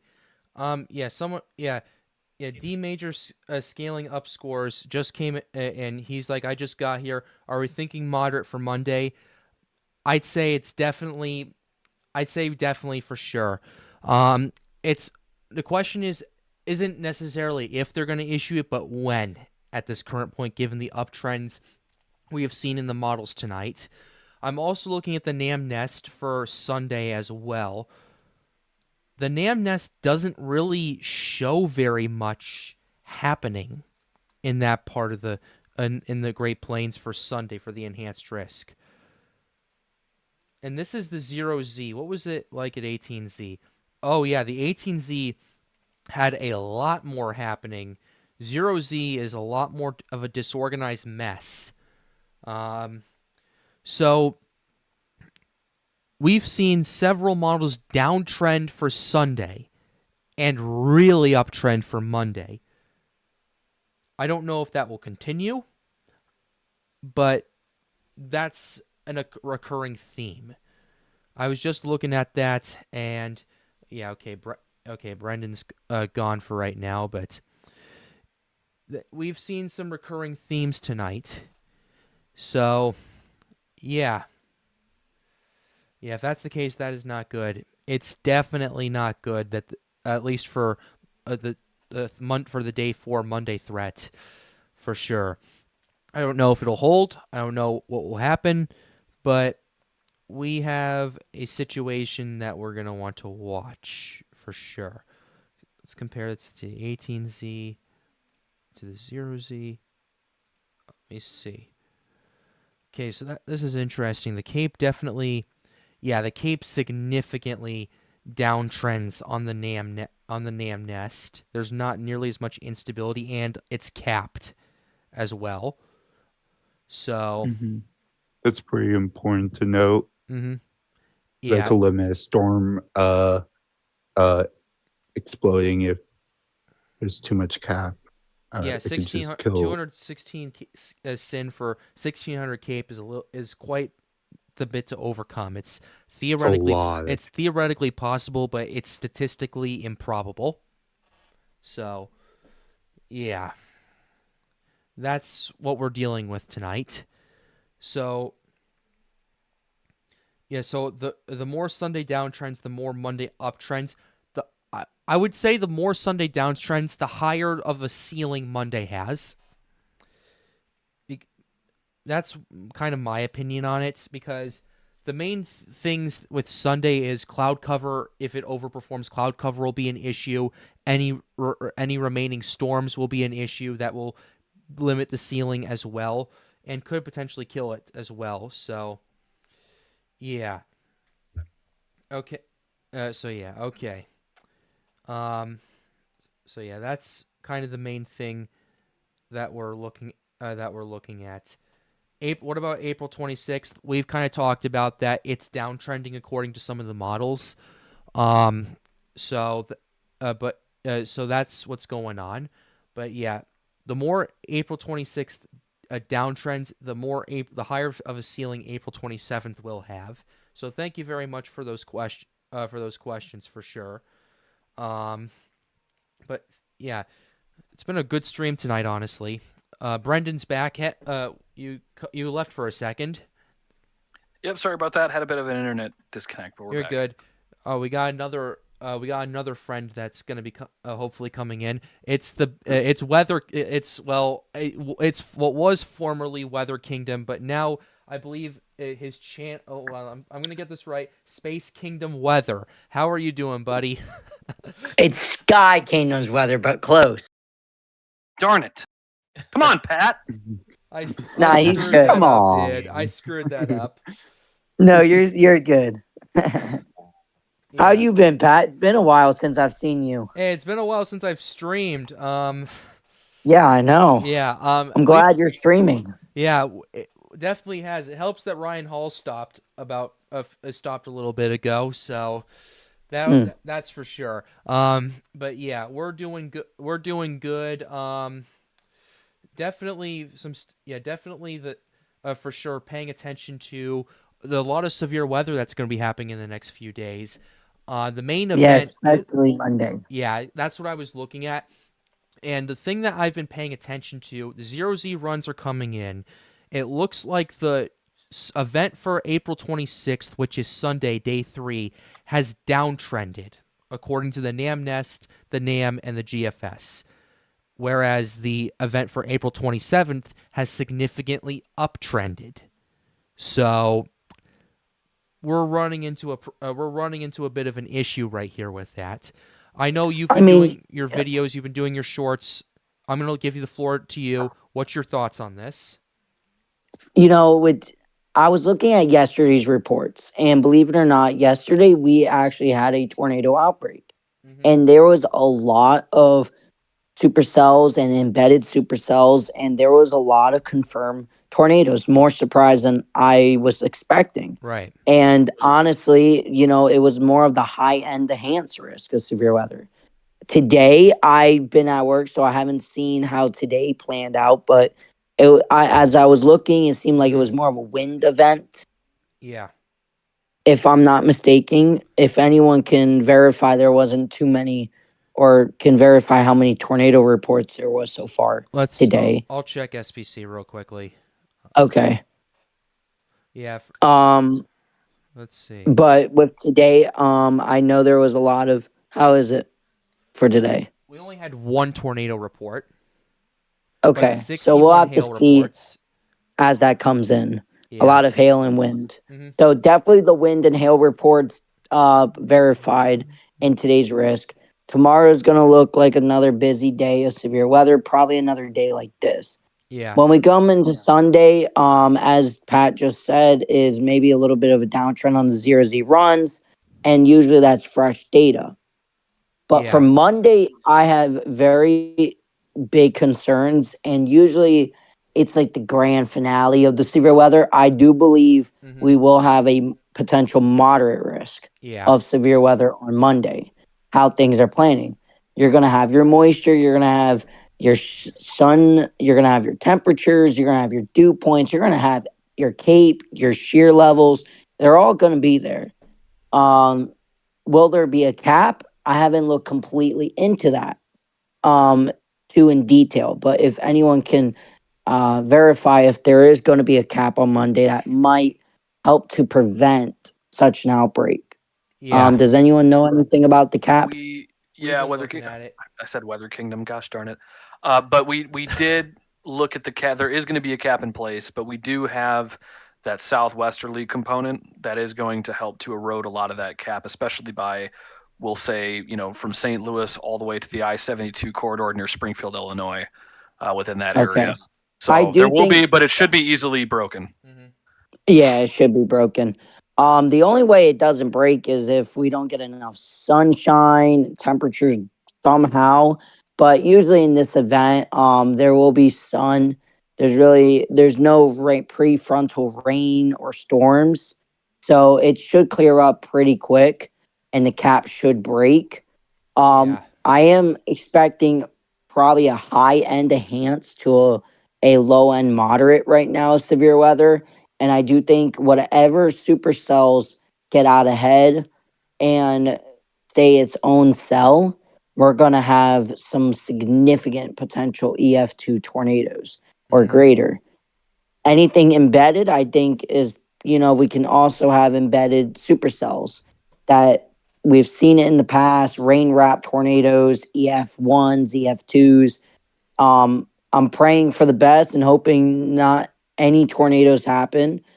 And I'm hoping for a good bust because I feel like there's been a lot of severe weather in the last 3 weeks.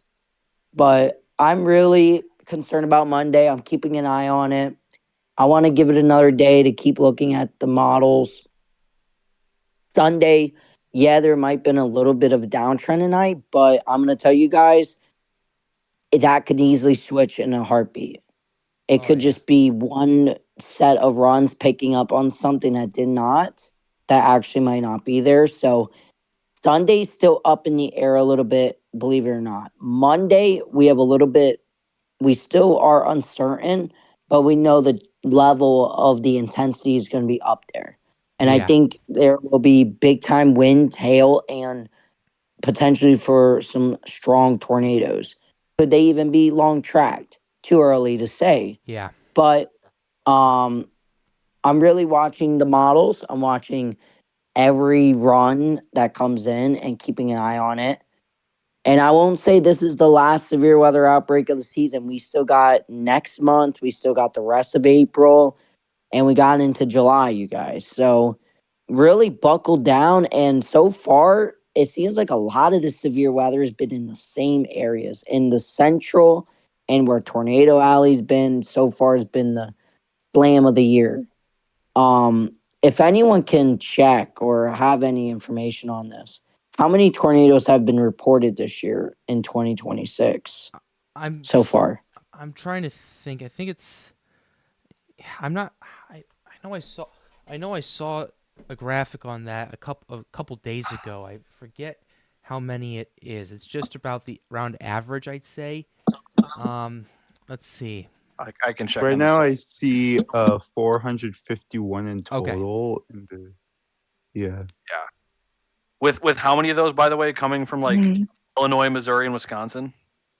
Illinois has a lot already. Illinois has a lot. Yeah, it's definitely above their average, and it's only April. Yep. So. Yeah. All right. Question. Is there any questions you would like to ask?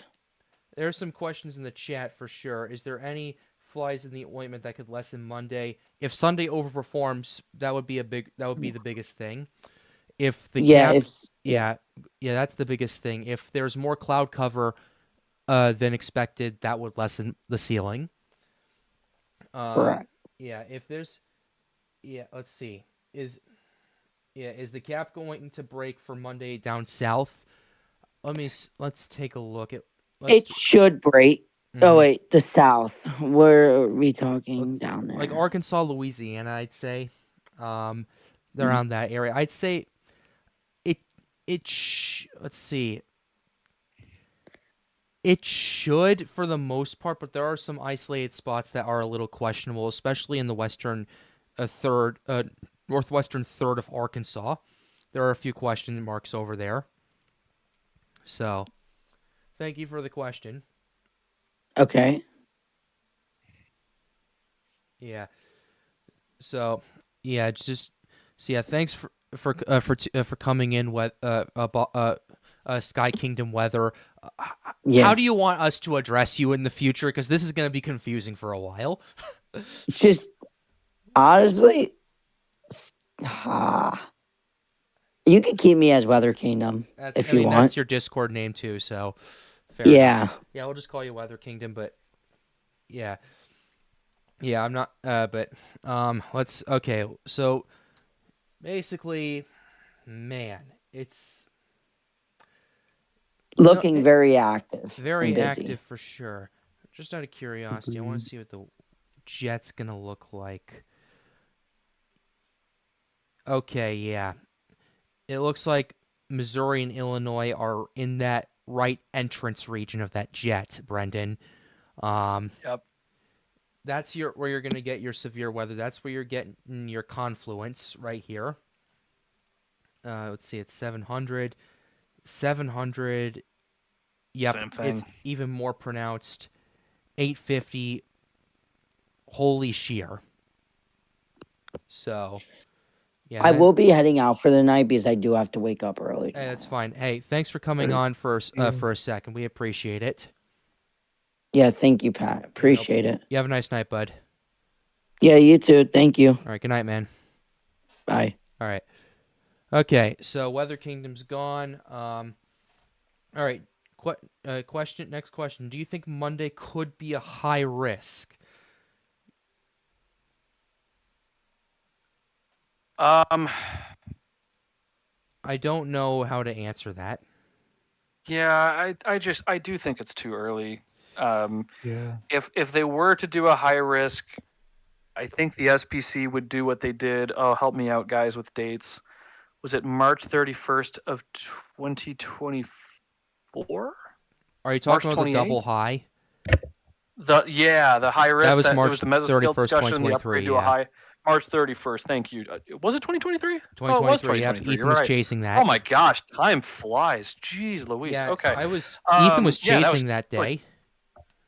And ironically, yeah, I now live in that general area that got like slabbed. So that's crazy to think that. But yeah, so I think if they were to pull a high risk, it would be similar to the March 31st, 23 situation where we'll probably, in the worst case scenario, start out with a moderate, worst case, day one. And then if the morning observations show a really robust environment with quite a bit of clearing and just everything setting up as we expect it to, then we could see the SBC do a categorical upgrade that day. But I just don't see enough here to pull a high, even let alone a moderate. I know some folks might disagree with me here, but I think moderate is on the table at the moment, but I just don't think they're going to pull it right away. I think they may wait another day to get more of those models to be in range to have a better idea of the setup here before then pulling a moderate. But I will say that if everything comes into play day one, it's not crazy to think that that's not on the table if everything comes together. So yeah. Okay, Also, Pac-Man I Gaming's would asking, say- so if Sunday performs like a marginal risk, are we looking at a high risk last second on Monday? Too early to determine right now for the high risk. I can at least say if that were the case, that would probably be at least a high-end moderate. High risk, we're jumping the gun a little bit, at least in terms of confidence. It's a bit of a bold move, if you ask me. Yeah, it's a bold move for sure because you're insinuating that this is going to be an extreme risk. But I will tell you this, if we do get a high risk on Monday, I will call off work and I will stream. So that's a possibility. So very unlikely. Now, is it likely? No. But if there's a high risk, I will do that. Just for the sake of my own safety, because I am going to be affected by this. But that's what I might end up doing as a result. I don't know yet. It's too early to jump to conclusions. Do you see the level 3 do you see the level 3 out of 5 moving more east towards Indy? Let's take a look. Okay, it's currently Indianapolis. Let's take a look at cities. Is I believe it's under the 15% risk. It's possible, especially if a moderate risk gets issued. I'd say it's possible. Right now, you're in that borderline. I'm not going to jump to conclusions whether or not it's likely or not, but I think it's possible that you could, yes. Is the moderate risk wind, hail, or tornado driven? John has the perfect line for this. What do you think? A little bit of everything. A little bit of everything. It's probably going to be a little bit of everything. Wind, hail, and tornadoes. Because we're looking at a potentially discrete setup with this. This is, like, the setup we're seeing now is arguably, I've talked to John about this, March 14th, but with more power, in my opinion. That's what I've been kind of talking about. So, yeah. What do you think the primary threats are on Monday? A little bit of everything, pretty much. Yeah. Hey, Pat, I'm supposed to say that. I know. Okay. Is Jonesboro, Arkansas going to be in the moderate if one gets issued? And will the enhanced shift down south and cover more areas in Arkansas? If so, I think if they issue a moderate risk, it's going to stay primarily, at least initially, in Missouri and Illinois. I do think Jonesboro, if I check correctly, yeah, I think Jonesboro could easily get in the enhanced, though. So that's that. I think the Discord invite is now invalid. It ain't working for me. I'll go ahead and repost it for you real quickly. Yeah, be sure to join the Storm Tonight Discord server. Let's go ahead and invite to server. Your invite, I'm going to do this. I'm going to do this. How do I? Never generate that. And we're going to copy that. And we will put this in here. Yep, that's the new link to the Discord server. We're going to go ahead and replace that. Yeah, go ahead and join that. See if that works for you. We'd be happy to have you. Let's see. Do you think there will be intense to violent tornadoes? The setup seems a little seems to support something like that, but it's too early to determine how strong, just how strong and just how intense. But there is a supportive environment for that. Yeah, is Bloomington, Indiana, looking at an enhanced risk? I'd say yes. Let's see. Bloomington is south of Indy. I have a friend of mine who lives around there. I'd say if we get a moderate and the enhanced pushes further to the east, I'd say yes. For sure.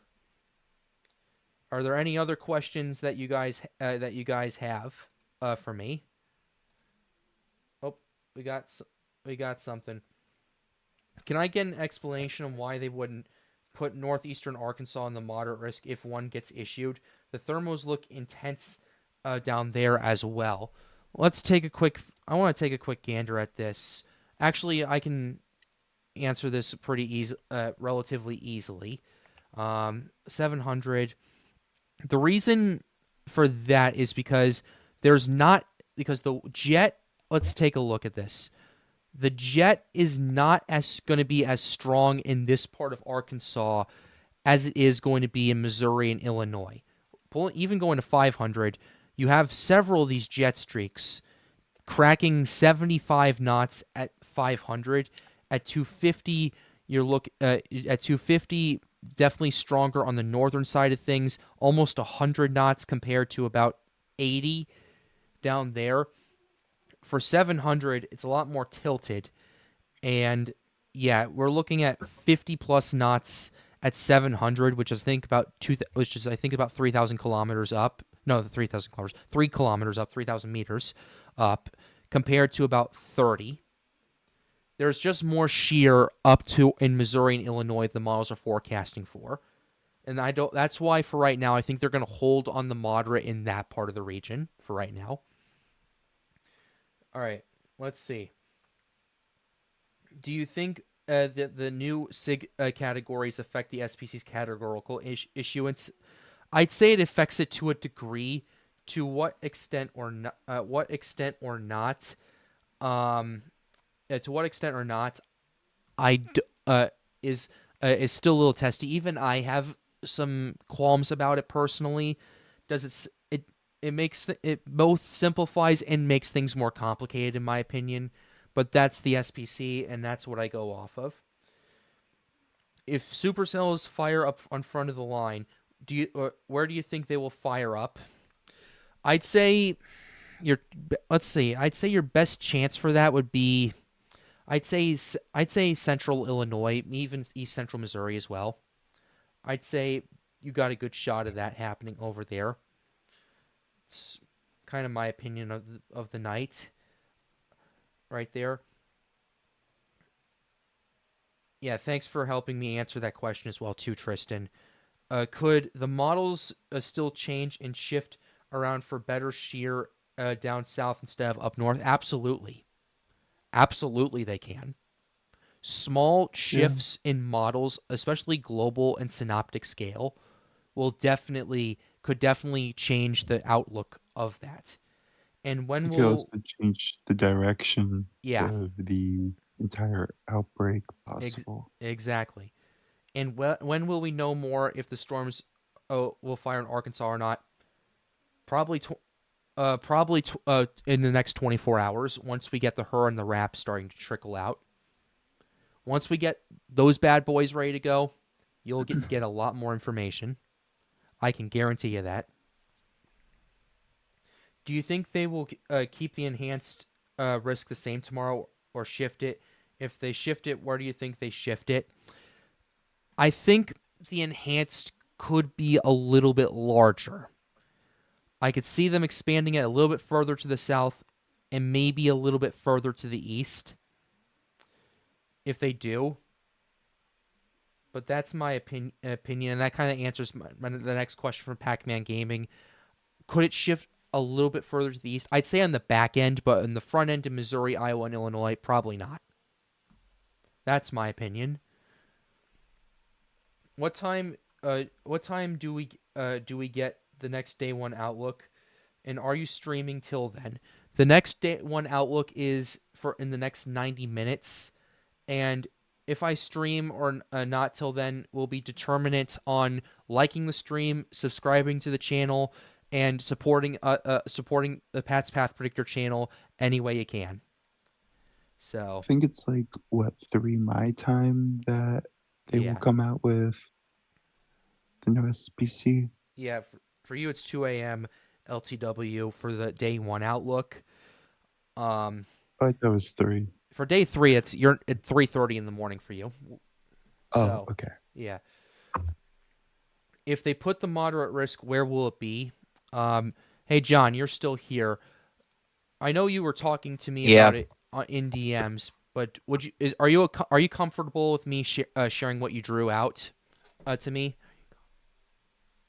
Just for let me look at what I had. Hold on one second. Yep. Where I had it. You got it? If you want to, yeah, you can. You're cool with it on your end at least? Yeah, I'm okay with that. I think it's a little large, but yeah, you're okay to share it. I mean, it's just a general idea of it. Yeah, this nothing's set in stone with this. This is just our analysis. That's kind of like where my initial thinking of where the highest potential for significant severe weather is. That's basically what I'm throwing out in here. Yeah, this is the general idea we have. Springfield, Effingham, St. Louis, Farmington, pretty much the St. Louis still being middle smack of this. Should there be a moderate equivalent risk for days 4 to 8? Because I've been thinking about it. This is a bit of a controversial opinion, a thing I've noticed. Personally, there are cases for and against it. The case for it is, I'd argue, day 4. But the case against it is there's too much uncertainty anywhere past that. Personally, Agreed. unless you have an extreme amount of confidence, I do not think you should be putting moderate risk, 45% risks in through days 4 through 8. Day 4 is a little iffy. There's a borderline case you can make, but day 5 through 8, absolutely not. It just depends on the situation. So that's kind of my take on it. So, all right. So that's the next question. Yeah, let's see.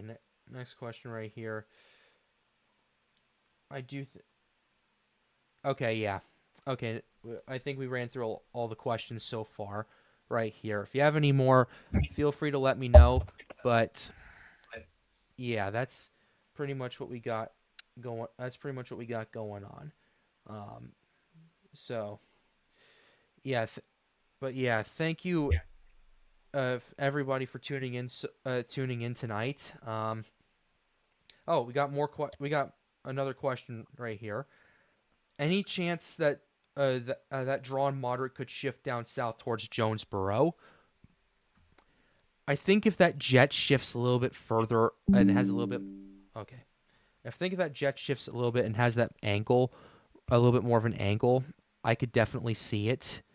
But for right now, I think holding it in southern Missouri would be ideal if they do issue it, at least initially, until we find more data. That's just my thoughts on it. Okay, is May supposed to be as bad as April in terms of severe weather? I've heard conflicting things about May. On one hand, I've heard that there's might be an Omega block situation that happens that kind of limits severe weather. On the other hand, I've heard a few other things that could keep it around average, but it depends on the setup. It's too early to determine what's going to happen, but I've heard a few things span around. I've been talking to Ethan about it, actually. So, yeah, we've been flowing some ideas around. So, yeah, that's just that's my opinion on it. And remember, these types of situations doesn't have to happen in only May. They happen in, for example, December. Remember 2021? Oh yeah. It could happen every day. It's just the ingredients have to be there. Yes. It doesn't have to be just April, May, or March. This is severe weather. It's the entire year. Yeah, John's been sending me some Twitter posts behind the scenes. Yeah. This is interesting for sure. Let's see. I want to take a quick look at this real quickly. Yeah, my unpopular opinion. This is from Kirk from Old Scar First Week. My unpopular opinion is that Monday reminds me of March 14th, 2025 with better moisture. I've been inclined to agree for so far. I've been inclined to agree with that generally. So, yeah, that's kind of my thing. Anyways, is there anything else we'd like to go over? Guys? We went to Twitter. I loved it. Yeah. No, I also, I think, John, you said earlier not to necessarily draw a direct comparison to events, and I'm certainly of that opinion as well. Yes. But I will say that there is certainly, if there was to be a similar event, it would be what Pat just outlined, March 14th of 2025. Very similar setup there. A little bit more moisture, as that Twitter thread just mentioned, but yeah, otherwise, I guess my question to you, Pat, is maybe for the viewers as a last thought, what is your plan for streaming? Are we going to be doing another stream this weekend? Tomorrow, leading up to Monday. Tomorrow I have work until 10 o'clock. So, oh wow! In order for me to do another stream for tomorrow, I'd have to start it at 10:30 p.m. 10:30 p.m.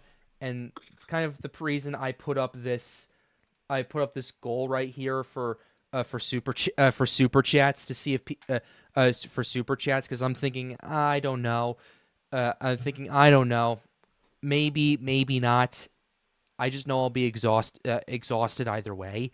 But yeah, that's part of the reason I did that, because I thought about it. But I'm thinking if the audience is wanting to do that, would like that, sure. Sure. But it's gonna take a toll on me. Sunday I could definitely stream for sure. That is a lot easier for me to do. Monday, I'm going to be at work unless we have a high risk. So, yeah. That's where it's completely up to your schedule. I mean, we would rather have a well-rested Pat. I think that's probably the best thing, to have a well-rested Pat, so we can have focus. So. Yeah, for sure. Yeah, yeah. Just get some rest. Yeah. If you don't stream tomorrow, that's completely fine. Sure. Just, it's better to be well rested and prepared rather than not rested. Absolutely. You guys remember, Aaron, we were streaming every single day with that almost. Yeah, I remember Aaron. Dude, I gotta admit, was I a little worn out by the end of it? Yes, but it was fun to do. It was so fun to do. Yeah, and another thing, the March 14th, the lead up to March 14th too, from last year, I streamed 5 consecutive days that week as well. Then we had the March 14th stream, and then we had the stream afterward. After that, I was taxed after that. But I don't know. It depends on how I'm doing, and it depends on if we have support for a late night stream tomorrow night. But yeah, Sunday I could definitely work on. Monday is pretty much a high risk, high reward type of situation, no pun intended. So, yeah, that's my take on it. Thanks for asking. I do appreciate it, though. Holy crap, we're doing pretty well. Okay, I think Sunday 8 p.m. would be a good time, because it would be almost the end of the severe weather for that day, and there'd be so much more confidence for Monday. Yeah, I agree. And hopefully we get a lot more interest for sure too, because tonight's turnout was actually pretty good for severe weather and all that. Yeah, obviously. Yeah, especially for an event that's 4 days out. I mean, that's pretty good. So appreciate you guys, coming out tonight. I mean, for those of you who aren't used to me, my bread and butter is the tropics. That's where our big streams are, when our big streams are during the tropical season. But and that's when I'm not dead. That's when I'm also more agreed. Yeah. So, but severe weather is definitely a dark horse for me. It's a stream for sure. It just depends on how things are going. And I know as well too, like there's also other channels like Ryan Hall and Reed that kind of have that sort of monopoly on that on the weather community audience as well. So I've pretty much been able to kind of play a game of Moneyball and find my audience elsewhere. So yeah. Oh yeah. So, but yeah, for sure. Okay, I'm reading. If you guys are checking chat, I'm reading the last message right now. It's kind of funny, but it's, at the same time, it's a little subjective. Yeah. Oh boy. Which comment? It's the I remember watching the Schlot Machine stream during Melissa. Yeah. I didn't know what he was referring to. I knew Now, exactly okay, what now he was I got referring it. to. Okay. Yeah. Oh It's my okay. gosh. Or it's okay. I did not put two and two together until I saw Schlott. Yep. Yeah. Pac-Man's asking me what my thoughts are for this hurricane season. Stick around. I'll give you my forecast. Stick around. Ooh. Yeah. Little teaser, Pat. Little teaser there. Yeah. What I'm Stay actually tuned. Okay. while we have people that are interested, as you can see, I've organized. Let me see if I can do this. As you can see a little bit up here, I've organized my tabs. This is my stream tabs. These are my tropics tabs, so we're getting those in order. And this is a little project I'm working on right here. Does this look familiar to you guys? Anyone? A little bit. Oh, Yeah, a little bit. Yeah. That's coming out soon. We are actually making a documentary on the March 14th to March 15th outbreak. I am currently 8.5 pages done with the script. Brendan and John have already given me interviews.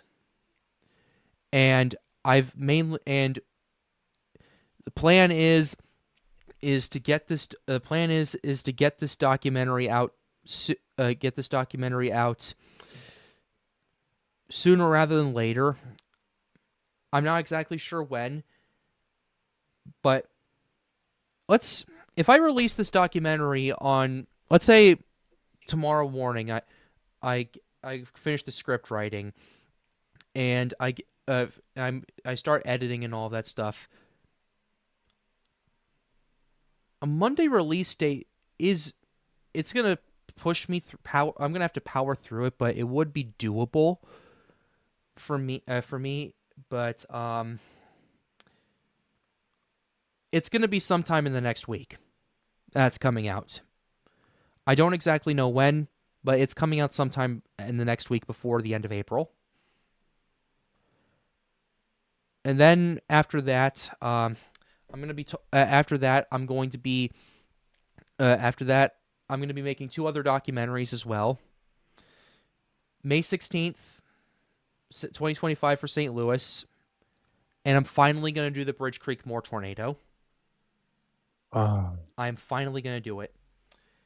And I have contacts now that are willing to help me with those documentaries.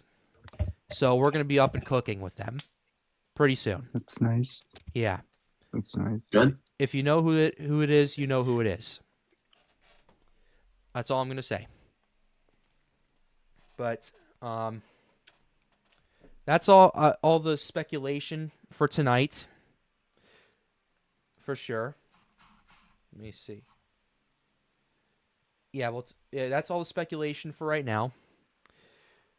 But I do want to try to show a little clip that John has been spamming to me and to Storms United.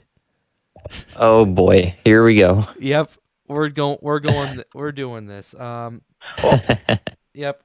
All right. Here. Holy crap! The quality on this is pretty trash, but honestly, this makes it even funnier in retrospect. So let me go ahead and switch the screen.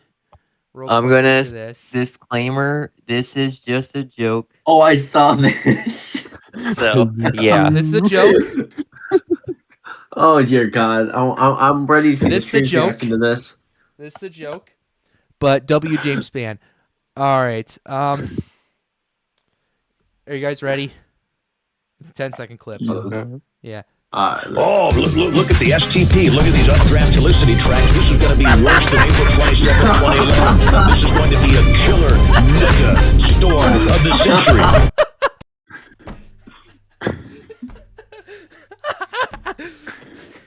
Look at the STP. Look at these updraft helicity tracks. This is going to be worse than April 27, 2011. This is going to be a killer mega storm of the century.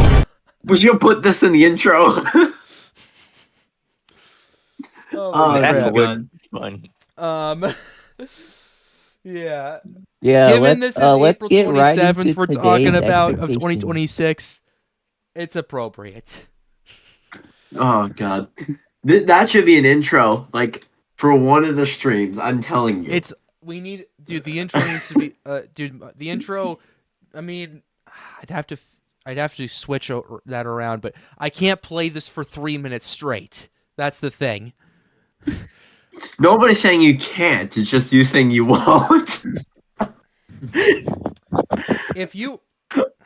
Oh God. Okay, everyone in the audience. Hold on. Let me switch my screen over a little bit. Uh-oh. Yeah, let me switch my screen over real quick. Everyone in the audience, would you want to listen to that for 3 minutes straight for the intro? I better see a lot of yeses in the chat. I better see. Yeah. I better see. I better see so much. And listen, if he can make a 3-minute version of that, that would be great. Oh, that'd be easy. I could easily do that would that. be. Oh, I'm seeing. Okay. Seeing a couple. There we go. Okay. Yeah. Everybody in the chat, I better see yes. Come on. Come on. There we go. This is a beautiful. Okay, we got a few yeses in there. To be honest, Pat, if you see 100 concurrent viewers on your next stream and that's played, that's a direct correlation right there. I'm just letting you know. whoever made that on Twitter, shout out to you. But not for 3 minutes. Listen. We gotta let it play for 5 minutes. Yeah. So you saying you want it longer? Or do you want it shorter? I think a little bit. Here's the deal. The reason I do it for 3. Jeez. Oh, I have an idea. I could edit my intro. I could edit my intro a little bit to do it a couple of times at the end of the song, so that way that just starts playing as the start of the stream, and then I pop in. That's a great idea. That is a great idea. What the hell? Okay, I'll deal. I'll have to deal with something behind the scenes, but anyway, yeah. Oh yeah. By the way, Pat, if you look on the Doppler on Wheels Twitter, you could see the Dow's rare scan of the Brahmin tornado, and it actually has an interesting Fujiwara effect. Is this the one that's posted 7 hours ago? I think, yeah. Okay. There's like a little Fujiwara. You see that? Mm-hmm. Look on the velocity. Yeah, Oh, this is the velocity right here. I see it. That was the I think that was a satellite. Oh, I see it. Yep, I see it. That was Oh, I see it. Yep. Oh wow. I see it. I see it. Yeah. Was that one tornado from last night? Mm. Yeah. Yeah, it was the one before the Enid.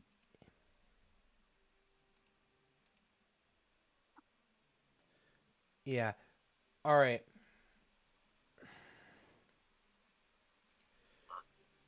Yeah. All right, so that's pretty cool for sure. But is there anything else we want to cover before?